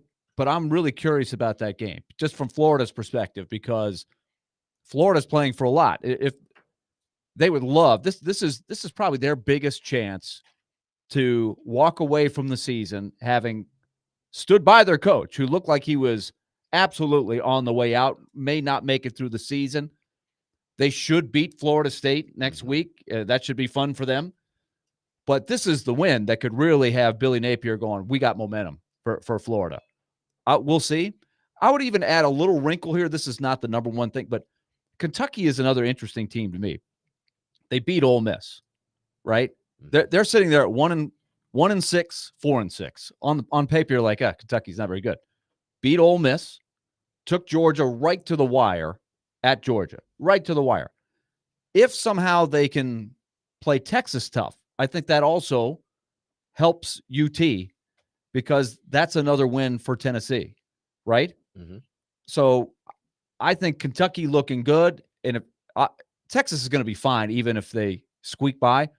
And if Texas loses, then all of a sudden Texas is not the shoe-in that they look right now, right? I'll believe that when I see it, because Kentucky's lost a little bit of the mojo since early in the season. But I'm curious about that game too. But it's and also not just Texas this week, but I think Texas next week, because those implications are that's a big one. Larger. That is a huge one. That implication, I think whoever wins that game, obviously they go to the SEC championship, and win or lose, I think you make it, right? Win or lose. But if you lose that game, I think you're more likely to be left out of the college football playoffs. Yeah. And could Texas be looking ahead? Yeah. Knowing that they know what's at stake when they play Texas A&M. And that's a rivalry, remember, that stopped. It used to be a big rivalry, and they used to play all the time Thanksgiving weekend, and then they refused to play each other. So that is going to be a spotlight game. The other two games I had on here quickly, Minnesota hosting Penn State and Army playing Notre Dame at Yankee Stadium. Those are the other two I want games. Army to win that game so bad. I do. Army it's is just more chaos. They're 9-0, but they have, as Mitch Light has pointed out every week on the show, it is a very, very low strength of schedule. They have not played them. You can't leave them out if they go 12-0 after beating Notre Dame. You can't. Oh, no question. No question. What is that, the AAC? Yeah. Now they would have to I still think they would have to win the conference championship game. Yeah. It would be against who? Navy? It could be against Navy, right? If Navy keeps winning. That's an interesting scenario. Can you imagine Army and Navy playing twice? Yeah, back-to-back weeks. I think that's still possible, right? I think. I'd have to look, but I think so. Because Navy's only lost one game, right? No. So it would be Army and Tulane. Oh, that's right. Tulane. Oh, because because That's not as Tulane fun. throttled Yeah, Navy. yeah, That- yeah. that- That's not right. as That's fun. not fun. Tulane is sneaky good. But that's Um, not fun.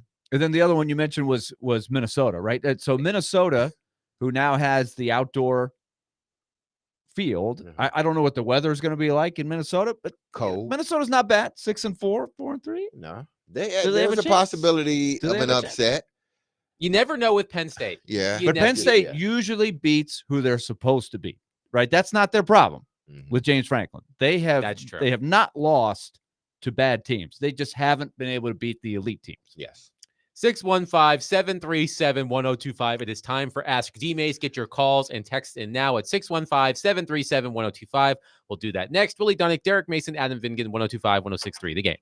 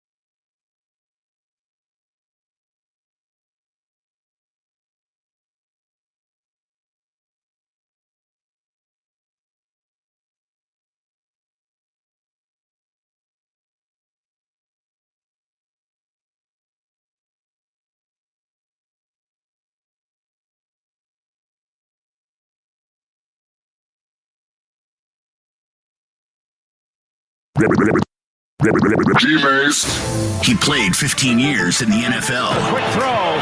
Touchdown, Derek Mason. He had over 12,000 receiving yards. Midfield, and there he goes. 80 yards for the touchdown. And now you can ask him anything. Have a question about football or life? Now's your time to ask D Mace. We'll welcome you in. Now on 102.5 and 106.3 The Game and the Game Nashville app. It's time to ask D-Mace on 102.5, 106.3 The Game. One piece of Titans news to pass along first, according to Tom Pelissero of NFL Network. The Titans are placing L'Jarius Sneed on injured reserve. That according Finally. to Tom Pelissero. Any designation? All it in the says is report? the Titans are placing L'Jarius Sneed on injured reserve. Because this is what I'm curious about. Is it retroactive? Can you make it retroactive so that if he improves in the next couple weeks, he could still play the last 3-4 games? Or is it IR done for the year?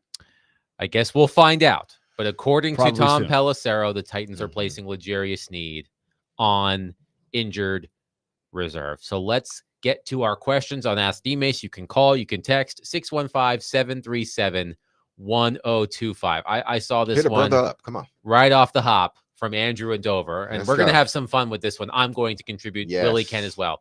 Derek, you are creating a drinking game for Stillman and Company.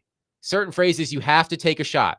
Which phrase will get you drunk faster? AKA PT or we don't have a right tackle? Whoo.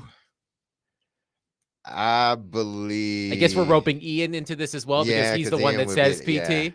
Yeah, so I would think, man, PT. I think it would be AKA PT. Okay. Here are some other ones I would like to contribute. So those two, certainly. I've got one for sure. What's that? I'm worried. I'm worried. That's a good one. The AI cancer I'm curing. not saying. I'm not saying.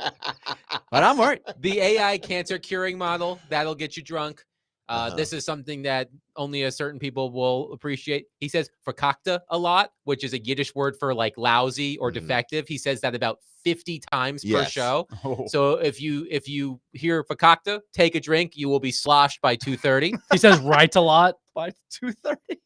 By 2:30. But what is the other one he called? I don't know if that's he a good calls the way to players that sustain ain't good. a healthy life. Scarbini. Yeah, Scarbini. Scarbini, Yeah, Scarbinis. Yeah, Scarbinis. is Yes. one. I think Scarbini will get you messed up faster than PT.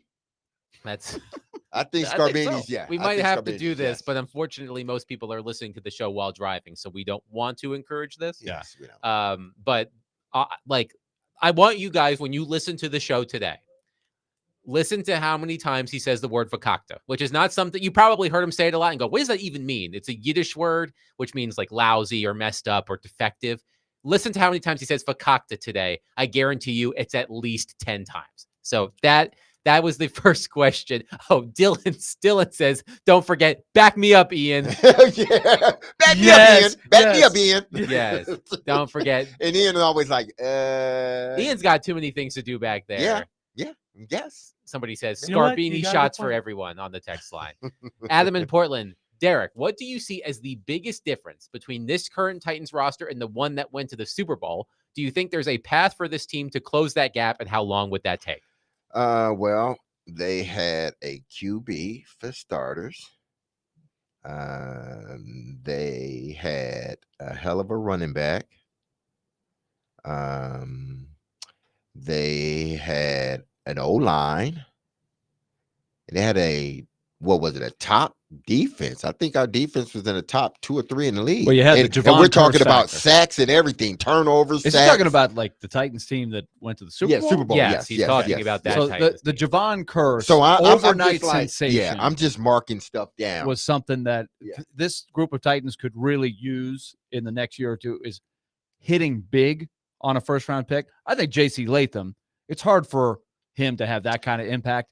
I think he's going to be a really solid player at his position. Yeah. That's a good hit, I think. But a guy like Curse, and maybe this becomes a discussion Yeah. in the draft this year. An edge rusher who Oh, really it has- changes things. that's a big one. But here's the main biggest difference, I believe. With this iteration of the Titans and 99 when we went to the Super Bowl, we knew who we were. We had an identity, and we didn't deviate from that identity. They knew each and every time we stepped into their building or they came in ours, the type and brand of football you were going to get. It wasn't maybe they'll throw the ball 50 times this game. Maybe they'll throw it 40, 30. Maybe they'll run it, 30 times. No, it was, they're going to run the football. That's what they're going to do. They're going to run it, and they're going to run it, and they're going to run it some more. Then they're going to play great defense. So if y'all ready for that type of game, then let's go. If y'all ain't ready for that type of game, you need to put your gear back in the bag.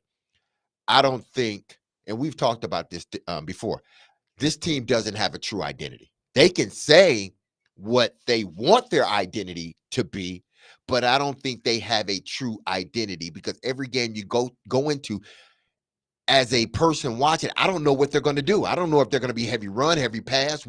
Are you a screen? What are you? Because the things you've tried really haven't worked. But you've run the ball effectively at times, but it's just not enough to help you win football games. So that 99 team, that team through that whole era from 97 to the year I left in 04, we knew what our identity was. Even when we became a team that can really pass the ball, we still was a run first team. That was our identity. Hard-nosed football, run the football, play great defense. Yeah, we'll throw the football, but we had an identity going into the game. I don't think this team has a true identity yet. Eric is on our phone line, driven by WilsonCountyHyundai.com. Eric, thank you for calling. Please go ahead.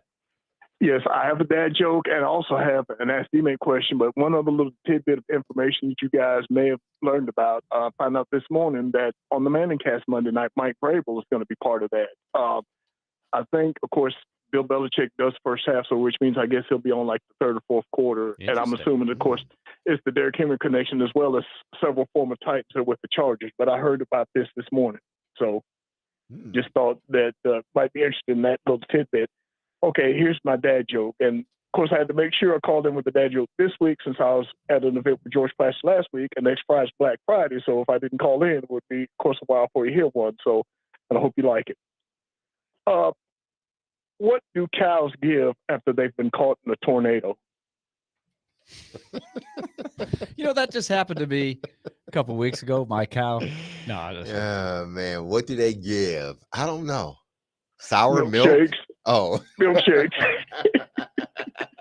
Okay, I like that's a dad joke. I like that because my kids would look at me like, seriously, Dad?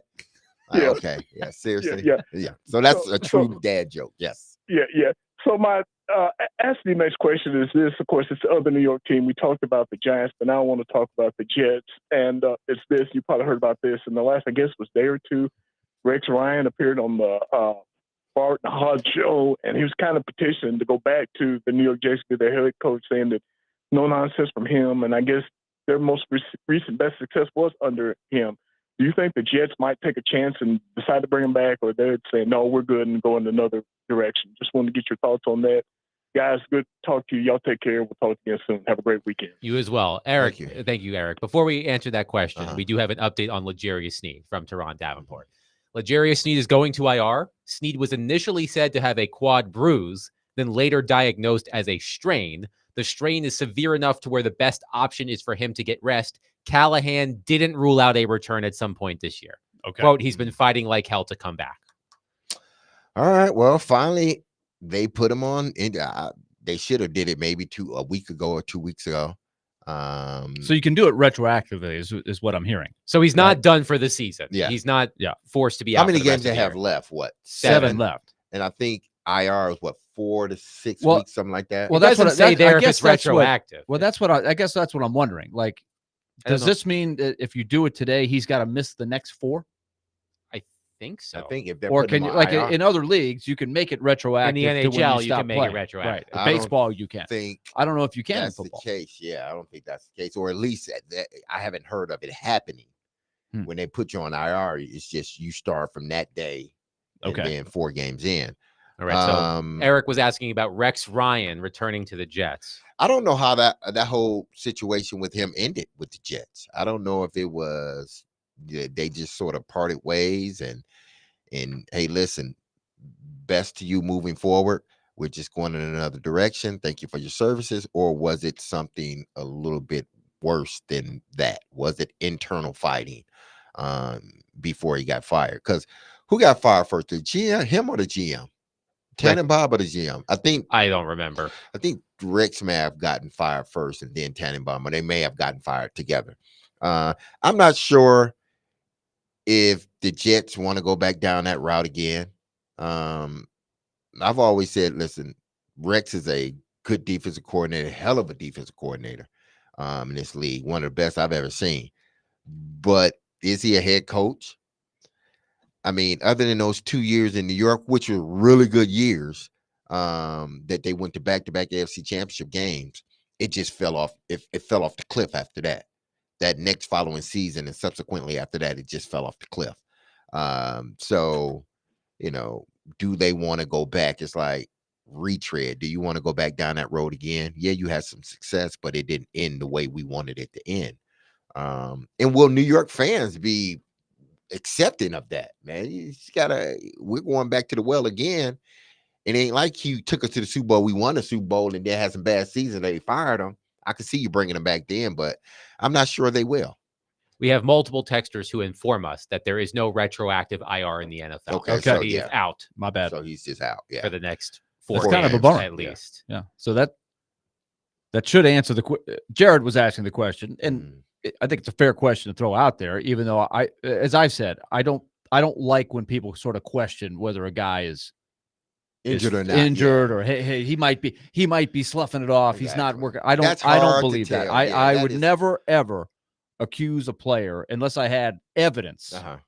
of a guy doing that. And Yeah. I would never judge a guy on whether he's doing it based on how he answers questions in a scrum. Mhm. So that is where I differ with Jared, but Jared was right to ask, well, if he's going to be out this long, they Why should not put him on IR? IR, and maybe retroactively they should have put him on there earlier. Yeah. But I don't think they thought it was that bad. I think if I listened to what he said, I don't think he thought it would be this long before he would come back. But it's the kind of thing, and I've had the contusion to the thigh. I'm telling you, it is not as – it just seems to be benign from afar.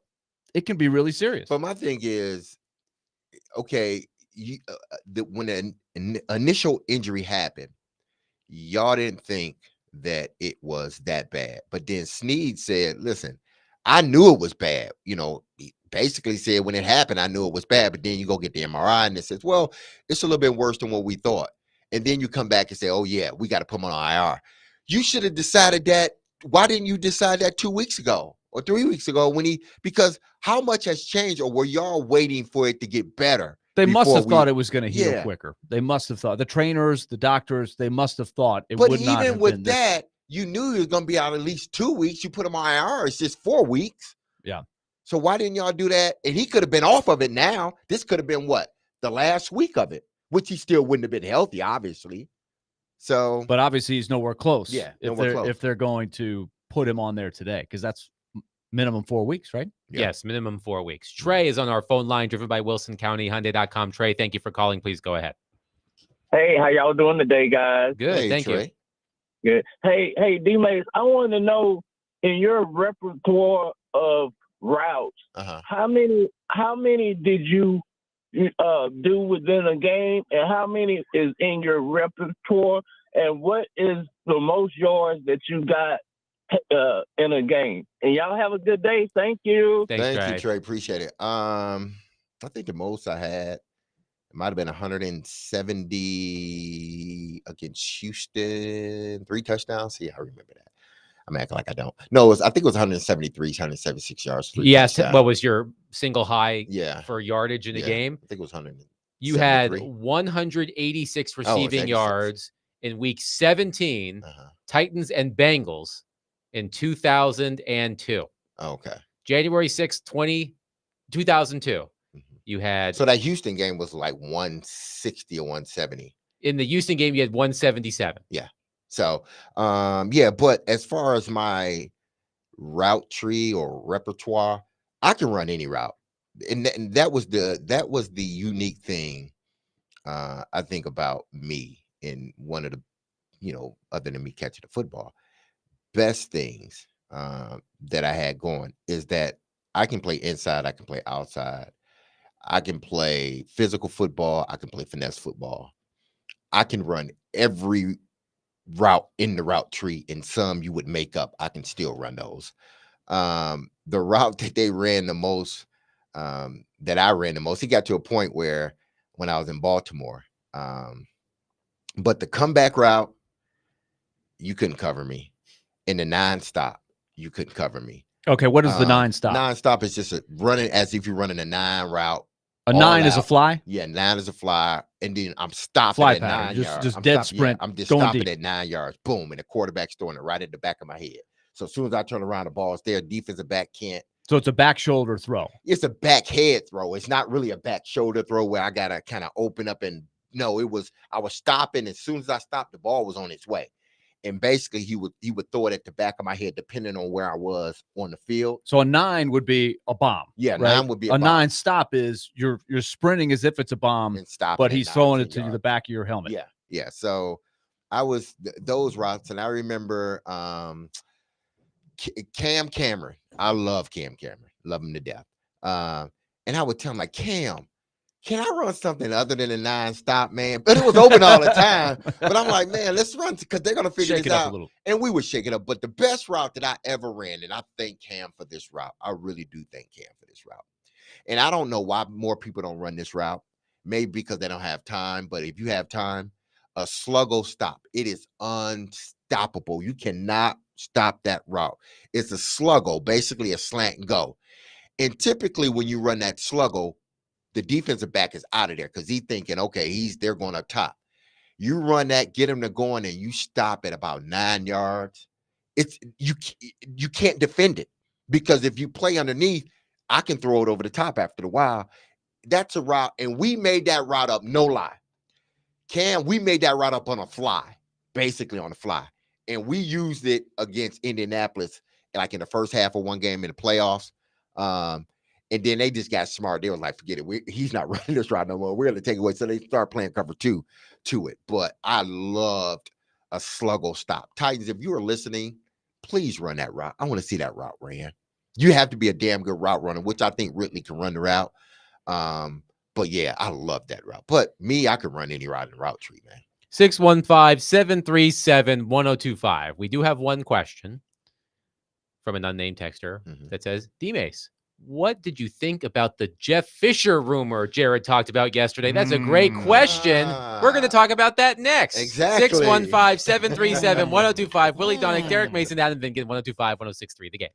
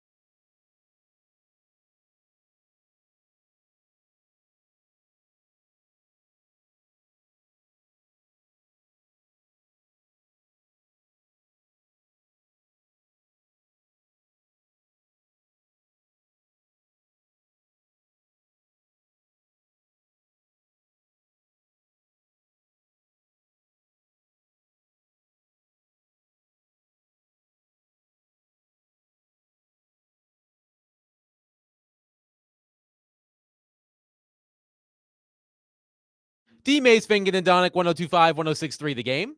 Broadcasting from the Busy Bee Plumbing, Heating, and Air Conditioning Game Nashville studios, home of the $99 yearly Beehive membership, where the buzz is always about great service. Willie Donick, Derek Mason, and Adam Vingan here with you on a Friday. Take It to the Bank coming up at 1:45. But before we get to that, we did have a texter, Jay from Laverne, on our text line. He asked this during Ask D-Mace, and it was appropriate because we were going to talk about it anyway. But he asked us, well, he specifically asked Derek, what he thinks of this Jeff Fisher rumor that Jared talked about yesterday. And then I thought to myself, what rumor is he referring to? So yesterday, Jared came on the air. Well, it wasn't his first segment. It was, I believe, his 3:00 hour, and said that he had heard a rumor from someone who's well connected that Jeff Fisher is angling for the Titans general manager position. Jeff Fisher was on Chase and Big Joe recently. Chase asked Jeff Fisher if he would be interested in rejoining the Titans in some capacity. This is what Jeff Fisher said. If that phone call ever came or has come, is that something at this point in your career you would be interested in? Well, I would never rule out anything. I'm enjoying what I'm doing right now, and that includes some things I haven't been able to do over the last 20 or 30 years, the grandkids, and especially enjoying Nashville and the people that I interact with every day. But if they want some help, they know they got my number. But I believe that, they've got a good group put together now. These are tough times, especially as you're staring, the prospects of a new stadium and the future, right between the eyes. But I'm open to anything. And again, people have a tendency to, they chase their memories back to the good old days when, hey, when things were good and you're competing every year, you're competitive and you're rebuilding teams and, you're staying up there. And we did that for a long time. And I think there's good things ahead. I just hope that this group, I don't want to call it administration, but that they're given time, because, it seems like, and you guys can talk about this, I'm sure you talk about it all the time. I mean, somebody lose 4 or 5 games in a row, head coach is gone. I mean, the biggest fire an offensive coordinator. And what did he do? Overnight, he forgot how to call plays? That was Jeff Fisher recently on the Chase and Big Joe show when asked by Chase if he would have interest in helping out the Titans in any capacity. So I guess the rumor that Jared was hearing was that Jeff Fisher is trying to get into the GM's office.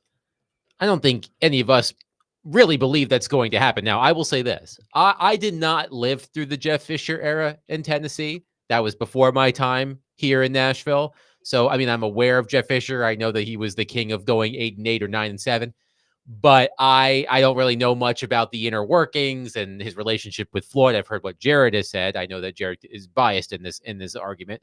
So I don't know a lot about that. But Willie, when we were talking about this a little bit yesterday and also before we came back on, the idea of Jeff Fisher being a part of the Titans organization in some form wasn't a completely bewildering idea to you. And I think that's where we need to make a distinction here.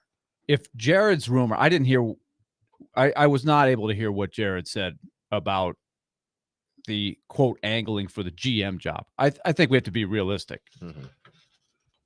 Jeff Fisher, I don't believe at this point in his career will be hired as an NFL GM by anybody. I don't think that is realistic. Now, let's put that aside. So I don't know what Jared heard, what his source is or anything. I will, and I am a big fan of Jeff Fisher. I would go out on a limb and say there is a 0% chance that he would ever be hired. And first of all, they have a GM. Yes. They have a GM that Jeff Fisher endorsed, came on this particular show, and said, Rand Carthon was with me in Los Angeles I am a big fan of Ran Carthon. So if he's angling to be the next GM, he would be going around the guy that is only in his second year of being the GM. I don't think that it doesn't add up to me, but that's that. Now let's get to something we discussed last week while I was in probably Edmonton, I think. The day we discussed speaking to the fans. Uh-huh. Amy Adams doesn't like doing that. Would we all agree? She doesn't Yes. feel she's good at it, not comfortable doing it, doesn't do it very often. And you have Ran Carthon, who I think could be potentially very good at using the media to speak to the fans. But it is something he clearly is not super comfortable doing, doesn't do it. We hope to hear from him after the NFL trade deadline. And we did. He doesn't do it. Despite my squawking and saying, Ran, come on, help yourself, buy yourself some time. But you know who was great at that? Jeff Fisher and Floyd Reese, by the way. But Jeff Fisher can connect with the fans. That is where the Titans could use him in a big way. And I can't believe they haven't already done it. He's been in Nashville for a few years now. I think, and he touched on it, you got a new stadium. You're asking astronomical prices for these PSLs. Astronomical. Yeah. Ask anybody. I don't know whether people tell me they're selling them. Okay. I don't know who's buying them, but I know a lot of fans who have been there since day one that look at that price and say, sorry, I'm either going something way lower in a different part of the stadium than I've sat for years and years, or I'm out. That's going to be a problem one way or the other. You need somebody who can hearken and connect people back to those days with Steve McNair, with Derek Mason, with Blaine Bishop, with Eddie George. That is a meaningful thing. I watch it with the Mets every time they do a broadcast. They've got Keith Hernandez and Ron Darling on there as great ambassadors for the team that connects you back to good things even when the team is struggling. They are struggling right now. They could use a tremendous ambassador. An ambassador can mean a lot of things. And you brought up something, D-Mace, I hadn't even thought about. Maybe he's not the GM, but would he be the worst guy to sit in a room and listen in on football discussions and be a consultant there? That would be great. But what he's doing is he could back up what they're selling. He could help Ran Carthon develop his ability to sell to the fan base. Buy yourself some time. This is an art form. This is a valuable tool that every organization needs, and the Titans, quite honestly, have lacked big time since those days.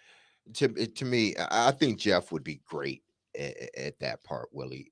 Being a GM, listen, he's been out of the game, 8-9 years now. I believe he was let go by the Rams in 2016. Yeah, so he's been out of it for a minute, but that doesn't mean he doesn't know what's going on in a sense, because I'm sure, he's kept his ear to the ground.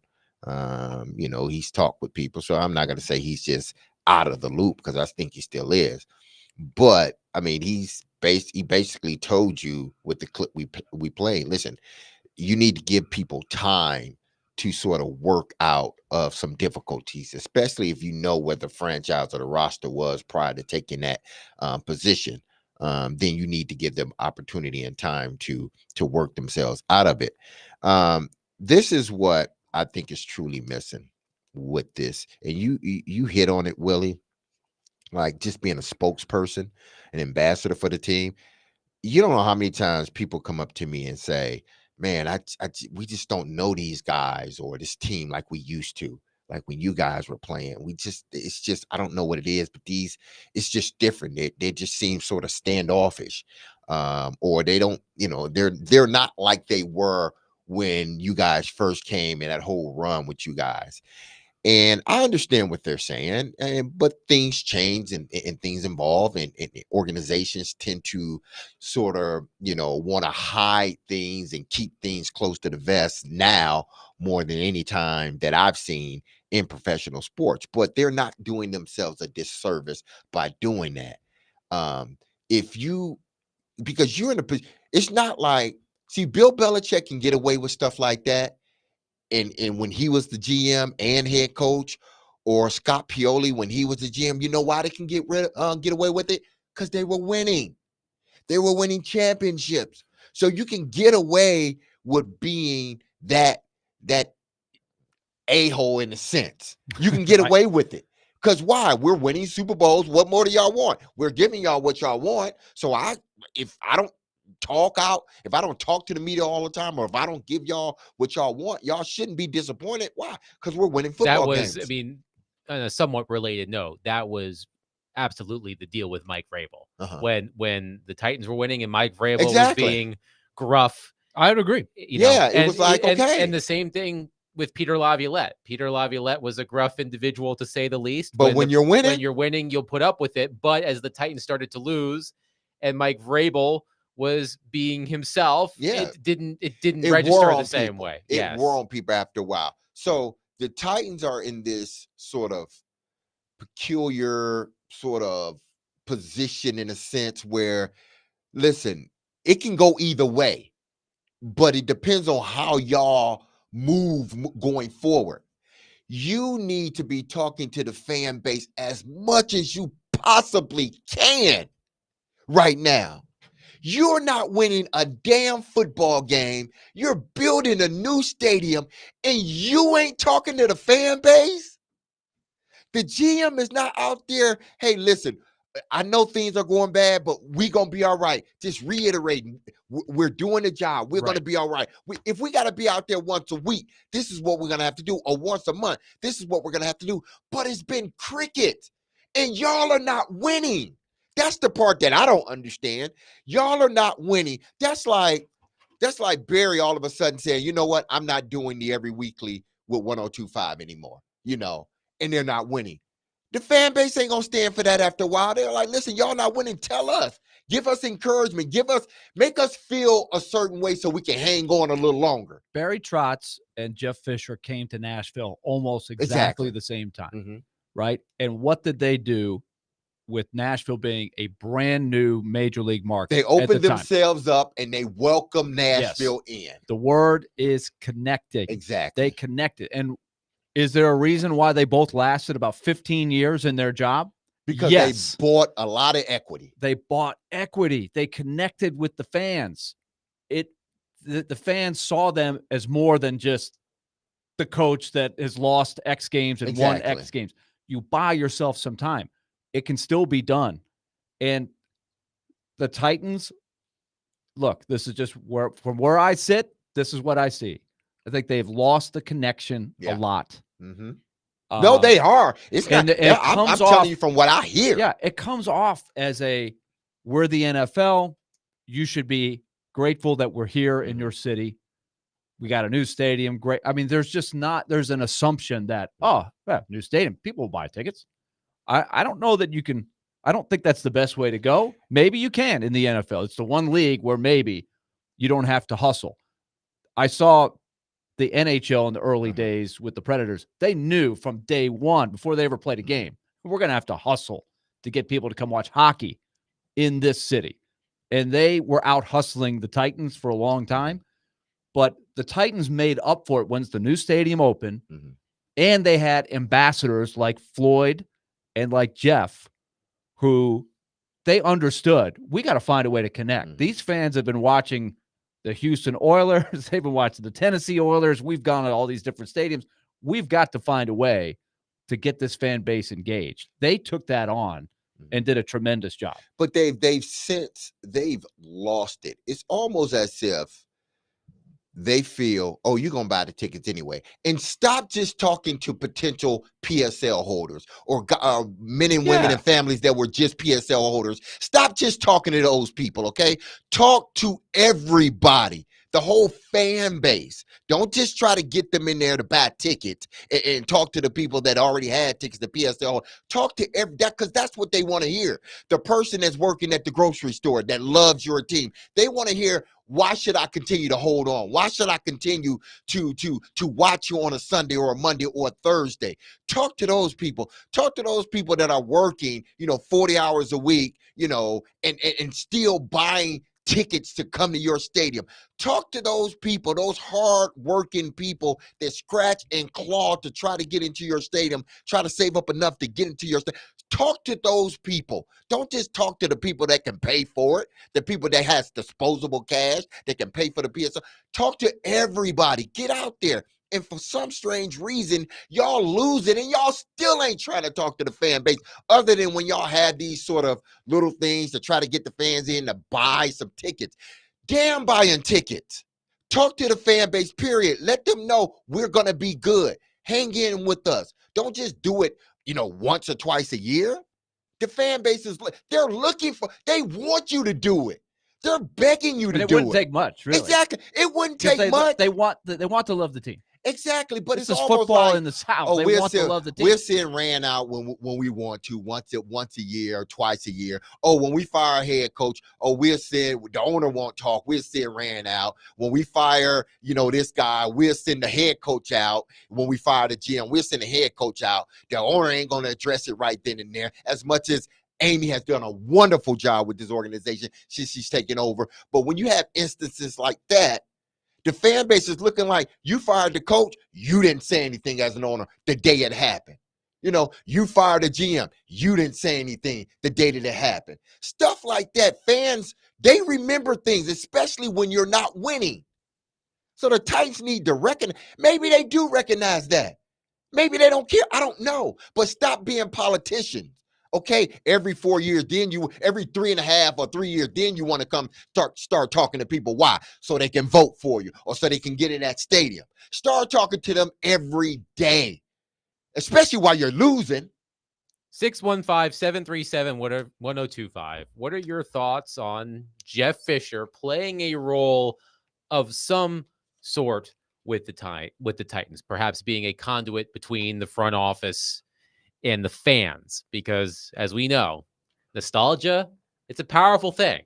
And Jeff Fisher does give a lot of people the warm and fuzzies. So what do you think about Jeff Fisher? Well, think about Terry Crisp too. When he goes back to Philadelphia, the Broad Street Bullies, it carries weight. He can go anywhere. He's a Broad Street. They know him. Yes. He hasn't lived in that town for 25, 50 years maybe. I don't know when they moved from Philadelphia. 1976, he stopped playing. To be fair, Terry Crisp is the kind of person that can become the mayor of a city Yes. just by visiting for He's the the first mayor of time. about 12 cities. There's no question. And even ones he's never been to before. And he's got He can that just here. walk into a He's city got like, that I want to here. be mayor. Yes. Right? He is one of the greatest ambassadors I've ever seen for whatever he's pitching, but it's the game of hockey, right? Yes.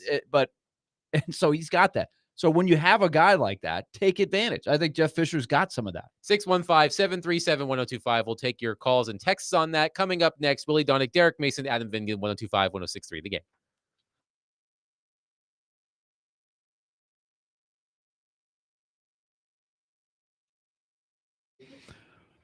Okay, let's talk Lee Company tomorrow night. Big night. Speaking of nostalgia and connection, tomorrow night, Predators and Jets, and it will be honoring the two Hall of Famers, David Poile and Shea Weber. And can I just take 10 seconds to say, I want to see Smashville honor Shea Weber the way he deserves. This is going to be a big moment. Be ready for it. Shea Weber's not going to call for it. He's the guy that will shoo all the attention away from him. But he deserves to be honored the right way. Tomorrow night, that's going to happen in Smashville. Lee Company is a huge sponsor. When you go down to Smashville, you'll see their display. They'll also sponsor our radio coverage tomorrow. It starts at 5. It's an earlier game. 6 o'clock start, so 5 o'clock pregame here on 102.5 The Game with Max Hurst. That's going to be big. Lee Company's got you covered in your household. I'll keep it brief. Heating, plumbing, cooling, electric. They've got you covered. Start the year-round coverage with them on the home maintenance plan. Ask about it. 615-567-1000 or LeeCompany.com. Annual checkups, discounts on repairs.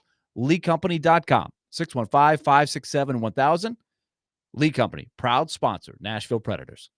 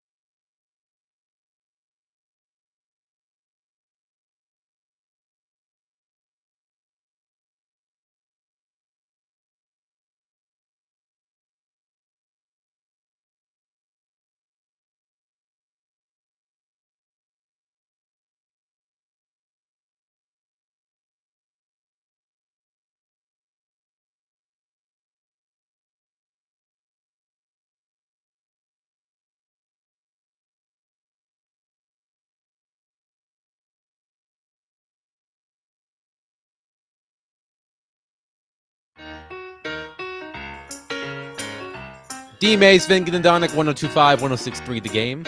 Talking Jeff Fisher. What year is this? But we're talking Jeff Fisher. did we go back in time? Is it 2009 all over again? Yes. I wish. I mean, how old was I in 2009? I was 20 at the time. Those were the days. I was in middle school actually. 2009. All right, youngin. Old Anyway, so we've got a couple of texts. Yes. So one texter says about Jeff Fisher, I believe it would be a good idea for Fisher to be an ambassador or an advisor for the Titans. He is similarly an advisor to Eddie George at TSU. And look at the turnaround they are having over on Jefferson Street. So that was one texter. Good point. Yeah. There are two texters, Caleb and Matt, texted more or less the same thing. I'll read Caleb's. He says, the only hesitation I would have would be just because it feels right and all warm and fuzzy doesn't mean it would work. Look at Philip Fulmer going back as the AD at Tennessee. Dumpster fire. But again, the specific role it wouldn't is be the not same. AD. Like that AD, that's work. You're not just an Yes. ambassador waving. And I think ambassador is a catch-all for a lot of different things. And that's different than a GM or even athletic director. Jeff Fisher in this scenario would not have any decision-making No, he power on the Titans That's roster. how I would view it. That doesn't mean he He can't can be consulted about That these doesn't mean he things. can't be a very good outside perspective confidant of Rand Carthon, who he mentored to some degree, right? He already has a relationship. He's not just coming in going, hey, Rand. Yeah. Jeff Fisher here, man. Good to meet you. Let me just tell you a few things about football. They already have a relationship. Yeah. So that's a good sounding board. Well, This is what I'm talking about. I'm not talking about give him the keys to the organization. Yeah, That's a different thing. You're not saying him being a GM or him calling the shots. It's just, okay, just to have another voice or somebody sort of that can see it from a different perspective. I mean, I thought I would have thought the best, for that position obviously would have been Floyd if he was still here, but he's not. He would have been perfect for a role like that. I think is it fair to say Floyd Reese was exactly that for John Robinson? Yeah. Floyd and John had worked together in New England. Floyd from the outside, even though he was doing a radio show, I'm sure at times John Robinson could call Floyd and say, hey, what do you think of this? It is because they had worked just together, bouncing ideas off each other. They had a relationship. The TSU and he example, would- I think, is interesting because Jeff Fisher was a senior advisor, I believe, in Eddie George's first season as coach. I think that's right. Yeah, he helped him sort of get the program off. Right, the and ground. look at TSU now. Yeah, so I mean, listen, he obviously I believe that Floyd would have been perfect for a situation like this. But I think Jeff in this circumstance would be great as well. Why? Because both guys came here at the same time. Both guys bought a lot of equity in this city. And when there were some lean years, even though we didn't have many when I was playing here, the fan base, because of what Floyd was doing, because of what Jeff was doing, it bought him some time. People still hung in there with them. So if you decide that you want Jeff Fisher to be involved in whatever type of way, then I think it would be good for the organization. I think it would be good to connect. Then you could start getting that connection back to the city that you had in prior years. Because right now, I'm not sure if that connection is there. I think there's a disconnect with the fan base and the team. Rand Carthon has no connection, as far as I know, with the Titans fan base, and that's by that might be his choice. Yeah. We've talked about this. He's only required to talk a handful of times per season as a general manager. And I remember, stick with me on this for a minute. When I was this may come as a shock to some of you, but when I was in 9th grade, my freshman year in high school, I was in the marching band at my school.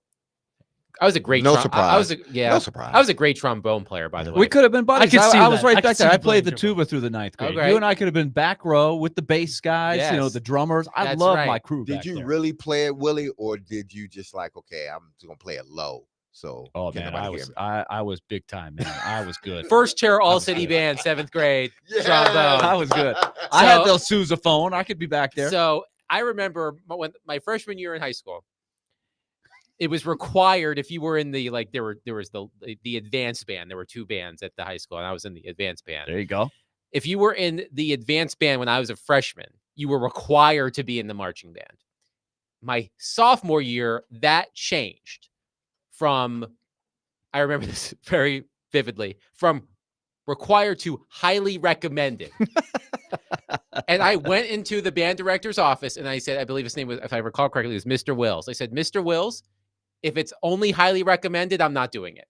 And that's what I feel like with Ran Carthon. He's like, I'm only going to do what I am required to do. If it's highly recommended, only if it's required. And I think that especially now with how this team has been going, the fact that he did make a notable trade at the trade deadline, he traded DeAndre Hopkins, and we haven't heard a word from him.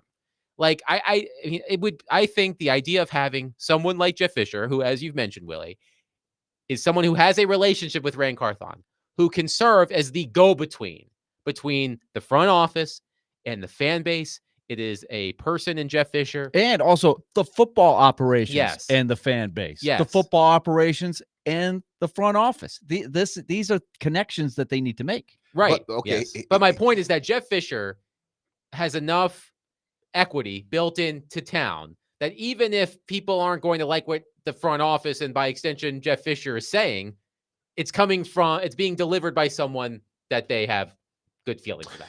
Yeah, I'm trying to figure out if that is a good thing in regards to him having that sort of him having that leeway to talk on the franchise when you don't have a true job title for the franchise. If you're just an ambassador, it's kind of hard to say, well, yeah, we decided to let this guy go because of yada, yada, yada, whatever the case may be. You don't see that coming from a guy that's an ambassador. How about Jeff Fisher, senior advisor, football operations? You would have to have some title in order to sort of talk that way about the Titans, I believe. Yeah, you have to be savvy how to do it. I've also learned over the years to not read into a title. Titles can mean a lot. It can mean whatever you want it to mean. It also can be very deceiving. Mm-hmm. But I agree with you, D-Mates. It would have to be have to be a lot of trust, right? That okay, when your ambassador goes out there, that he is in lockstep with everybody, which has not been an easy thing to do. No, when you have a group that doesn't always look like they're on the same page, quite honestly. Yeah. So I mean, but I do believe this, that whether you like Rand, don't like him, whether you believe he should get another year or not get another year, I think he needs to be a little bit more vocal and visible in this time. Now, maybe he thinks I am vocal, I am visible, I am doing things, interviews with the Tennessean, I am doing an interview, with the great TD, or I am, coming on, at the podium once a year, or you see me at the combine. Maybe he believes, okay, that's enough. I got a lot of other stuff that I have to do. I can't just be sitting in front of a television or in front of a camera, every other week. But when you're in a situation like this, like, you don't pull no stops, should you? You shouldn't think, well, I'm too busy doing all this other stuff, which is probably stuff you need to be doing, and it's helpful to the organization, that you can't address when you trade a D-Hop. You can't address when you traded a linebacker who you just got 3 weeks ago or 4 weeks ago. When you can't address the L'Jarius Sneed situation, or you are not addressing the Cheeto situation, where guys that you brought in haven't played. So as a GM, you need to be, especially if you're not winning and you haven't been winning, and you're trying to buy some time here with the fan base, you haven't said anything about any of this. You hadn't said anything about D-Hop. You hadn't said anything about the linebacker that you brought in and then traded away, Ernest Jones. You didn't say anything about the 2 defensive backs that both are hurt. Quandre Diggs. Yeah, you didn't say anything about Quandre Diggs. You haven't said anything. And these are the guys that you brought in. Sneed and Awuzie, yep. Sneed, Awuzie, Diggs, that whole thing. Yeah. Adams. All this stuff has happened, and you haven't said anything. But I'm sure you will address in February at the combine. But back then, fans are like, I don't want to hear that. He'll talk at the end of the season when the Titan season is officially over. So we'll hear from him in But January. then the fans are like, I don't want to hear it now. Right. You should have told us this 8 weeks ago. We I- should have talked about this 8 weeks ago. Yes. So, I hear that. I'm just saying, I mean, listen, I like Rand. And I think, you give him an opportunity to change this franchise around. But I don't think you're helping yourself when the fans are asking for you to talk and nobody's talking. One quick note before we get to take it to the bank on the other side. The Predators are back in action tomorrow night against the Winnipeg Jets. According to Alex Darty of the Tennessean, there was an incident today between Michael McCarron and Luke Evangelista at practice. Darty writes, during a 2-on-2 drill near the end of practice, the two had to be separated following a physical altercation. No punches were thrown, but there was a shoving match between players after a hard hit during the drill. Let's go skins and shirts on the ice. Let's do it. Skins and shirts. If you wanted to see some fire from the Predators after their rough road trip, it wasn't a full-on fight. And by the way, I would put all of my money on Michael McCarron in a fight with Luke Evangelista. That might be Jake Paul, Mike Tyson-esque. You'll hear my prediction for that fight in the next segment. Did not go well. But if you're looking for a little fire from the Predators, maybe some pushing and shoving. That's maybe not the worst thing in the world. I need some more of that. Need some more pushing and shoving. Something's got to give. Yeah. Need a spark. Let's go shirts and skins, man. Put them out there on ice. Shirts and skins. Let's I've go. seen that work before. Let's go. I've Let's seen do that it. work. In whatever version in your sport is the shirts and skins, Yeah, I let's do it. completely get it. Yeah, it works. 615-737-1025. We'll take it to the bank. Presented by F&M Bank. Coming up next, Willie Donick, Derek Mason, Adam Vingan, 1025, 1063, The Game.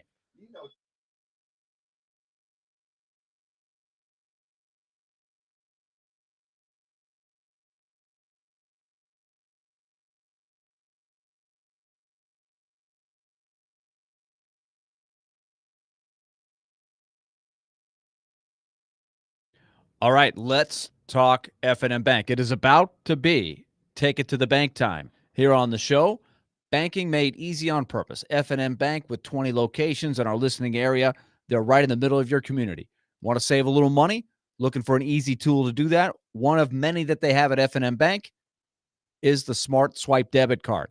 Every time you use that card, they will round the purchase up to the nearest dollar. So if it's $10.15, they're going to round it to 11. You save 85 cents. It just goes right into your savings account. Over time, you will build up that savings. That is a great way to go. A lot of other tools they have as well for business owners, for homeowners.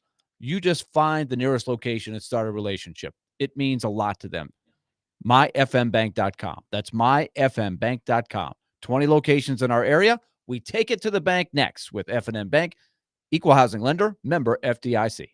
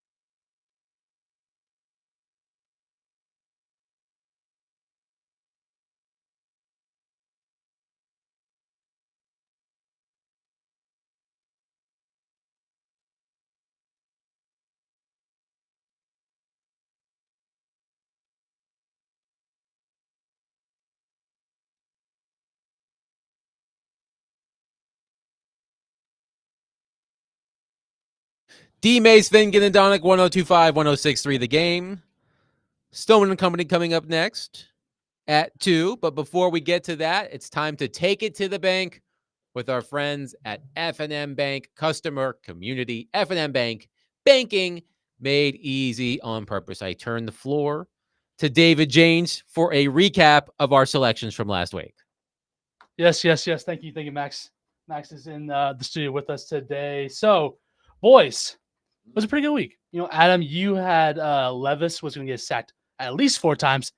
Levis got sacked 5 times. So Sure did. There you go. You got money from there. Let's see. The Vols did not cover. You said the Vols would cover against Georgia. That did not happen. No. And you said the Bills. This is actually a pretty impressive. You said the Bills would hand the Chiefs their first loss of the season. That's right. Which, hey, that's impressive right there. Now, don't read the last one. Oh yeah. Well, the last one, Tyson gotta did read not it, defeat Paul. I so said that sorry Mike about Tyson would defeat Jake Paul by any means. That certainly did not happen. But By 2 no out of means 4 did that ain't happen. bad. You must didn't read that contract they signed. I guess not. You So you got cannot knock 7 me points. out. Ooh, 7 points. All right. Which is a total of 67 total points. All right. I'll take it. Now, D Mace, you said, let me read. I think I can read this. So you said Braun would have his 4th triple double, which Yes. that did happen. Boom. So you got points there. You also said the Cavs would extend their streak, which they did. Yes, for but they 14 end points. up losing. And I they did think the lose, next but game hey, after that- yep. you said, hey, that's all that matters. You only said it for that game against the Bulls. Yep. Now the Titans defense did get 2 sacks, but they did not get an interception, and not one of those was from Devondre Sweat, which you said that's who would Yes. get a sack. Yes, I did. So you got a total of. So I can do this math real quick. 8 points. Okay, I'll take 8. Give me the 8. Give me the 8. With a total of 57 total points out of all. Okay. Through it all. I like that. Come on, let's roll. Now, Willie, you're doing really well for the past 2 weeks. I'm coming on. You got. You said LSU would win by 3.5. That did not happen. You said, let me actually. Give me I was one impressed moment. with I'm gonna Florida. stall. They did I'm a gonna good job. stall a little bit.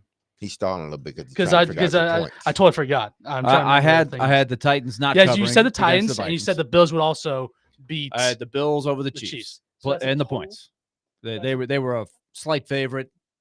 And They you took the won. point. I was really worried that Mahomes would pull a miracle at the end and go for 2, and they would cover. He almost did. He almost did, but That was very close. Bills got it done. So I was Exactly. 2 out of 3. You got total of 6 points of 49 total points. So I've got 6. I got 6. 7. Well, I feel Derek like got I feel 8. like 7 should be. Well, listen here, Buckaroo. David's in charge. I'm in charge. I'm the boss here. All right. You how were about also a the little sheriff? late. There's You new were also a sheriff little in late. town. How did you do? I This was week, a little David, late. or I- last week. There's only one that's worth talking about. It's NWI touchdown. I mean, come on, incredible, right? It was a Yes. good touchdown. Incredible. Yes. That was big. Now everything else, the Jags did not cover against the Lions. That was really bad. That was a bad one. 62-7, I think. That was the final one. that loss should have was got him brutal. fired. That 52 loss to should have got him 6. fired. Yeah. Oh, 52-6. If Which you weren't gonna I know fire this him after because I that was game- forced to watch it in the Canadian hotel. Like, come on, people, change the game. Put another game on. Man, oh well. So how many points did you give yourself this week? I gave myself only 3. I deserved it. I deserved 3 points. So Okay. We'll take a that. total of 41 points. All right. Let's take it to the bank this week. I will start as I am the leader in the competition. Titans and Texans on Sunday. Joe Mixon Mhm. will have at least 1 rushing touchdown and 75 rushing yards against the Titans. Joe Mixon playing very well for the Texans. So 1 rushing touchdown and at least 75 rushing yards against the Titans.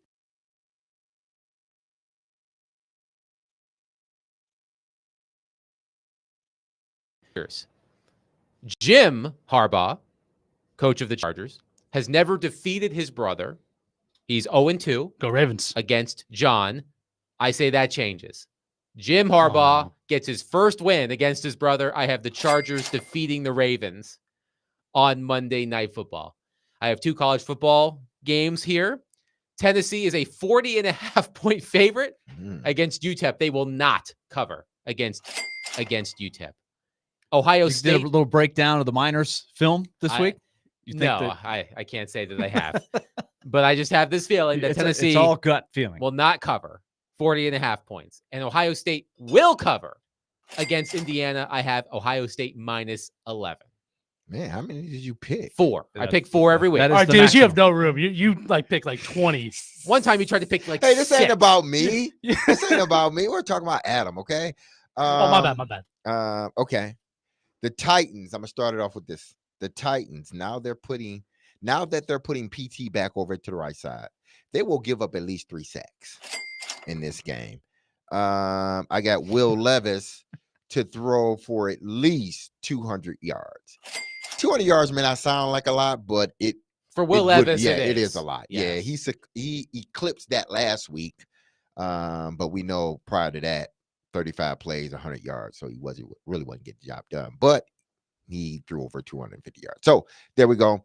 We got the Titans 3 sacks. Will Levis to throw over 200 yards, and I have the Titans. Winning. Oh. If that happens, winning, I'll give you a beating 6 the pointer. Houston That's You'll get a Texans. 6 pointer if that happens. That's got a the degree of Titans difficulty. beating bump right the there. Houston Texans, and last but not I least, believe the Titans, by the way, are 1-9 against the spread this season. 1-9. This is correct. Okay. But you're and- saying win outright. Yeah, they went out, not the spread. They went outright. All right, and then now I'm gonna go to the NBA, Dallas and Denver. This is a big game. I got Dallas to win, and Big Jokic will have a double-double for Denver. I like that.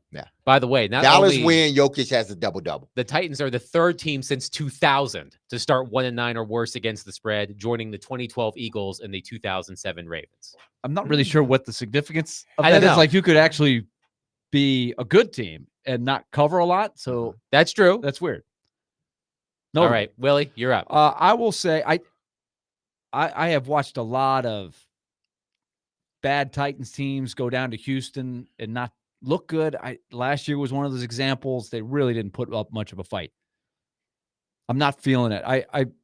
I think the Texans will cover minus the 8.5. I'm concerned. I hope I'm wrong. I'm going to ride the Lions train. I don't think the Colts are very good. I think the Lions are going to run it right at the Colts and cover the 7. So I'll say Lions minus 7. And I'm going to go the opposite, which I guess I just went opposite of D-Mace on the Titans game. I'm going to do the opposite of Adam on the Indiana game. I was consulting with my Buckeye faithful.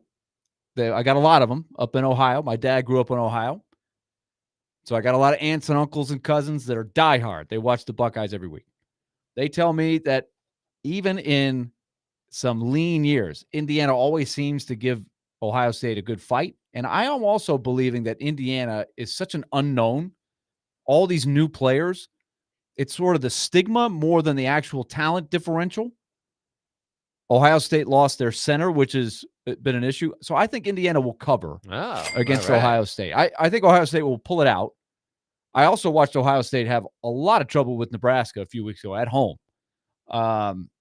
So at times they struggle to run.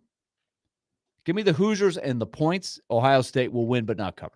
All right, I David. like that. So, Willie, I'm in agreement with you as well because I have family from Ohio as well. My dad's from Ohio, and I just think this is the year for Indiana, and they will be saying to Ohio State fans, "Who's your daddy?" So, who's your daddy? It's gonna be the Hoosiers are gonna win. Oh, you're picking the Hoosiers to win. I think the Going Hoosiers will outright? win. Yeah, I will. I Okay. do. Oh, he's got even further than me. Exactly. I have a feeling. I don't know why. I also think that Vandy's going to beat LSU. LSU's just been struggling a lot.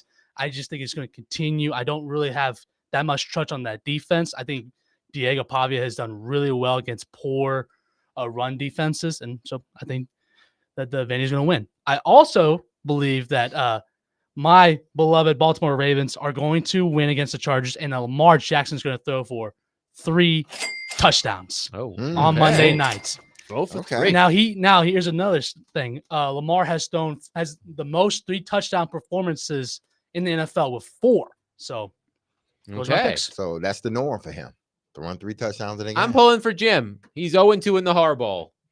He's going to get to 1-2. No, I'm still pulling for John.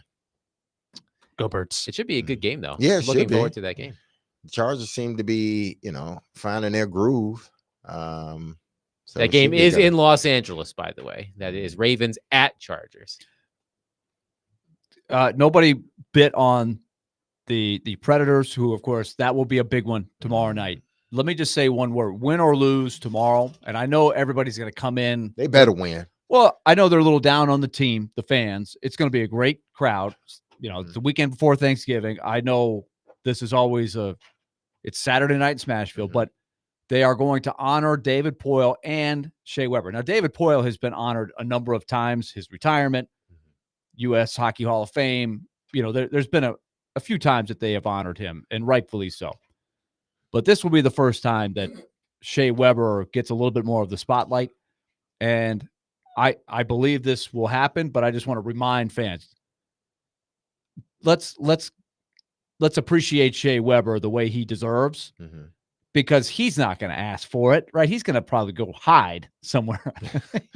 Willie, what do you think the over/under on tears shed from Shea Weber and David Poile on Saturday? I don't know. Like it's happened for David a few times. I know how special it was for them to get into the Hall of Fame, but I just think this is a great opportunity for the fan base who, after he got traded, he came back. It was a big thing when he played for Montreal. I think you were there that night, Adam. Indeed, his I was. return.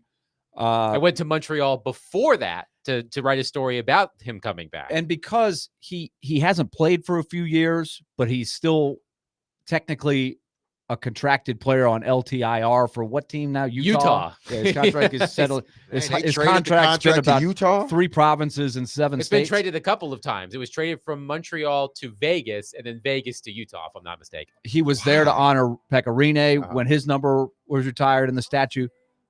And you could tell the fan base really wanted to thank Shea, but it was more about Pekka that night. So this is the chance to let it fly. So I want to see a special night, special atmosphere. And let's hope, D-Mace, Got to get the win. that gets the Predators going. Apparently practice was a little edgy today. That's a good sign. They need a jump start. They desperately need a And jump Shea start. Weber, who just loves attention, will leave his body for a few minutes while all of us give him a round of applause. But yes, Predators and Jets tomorrow, a special 6 p.m.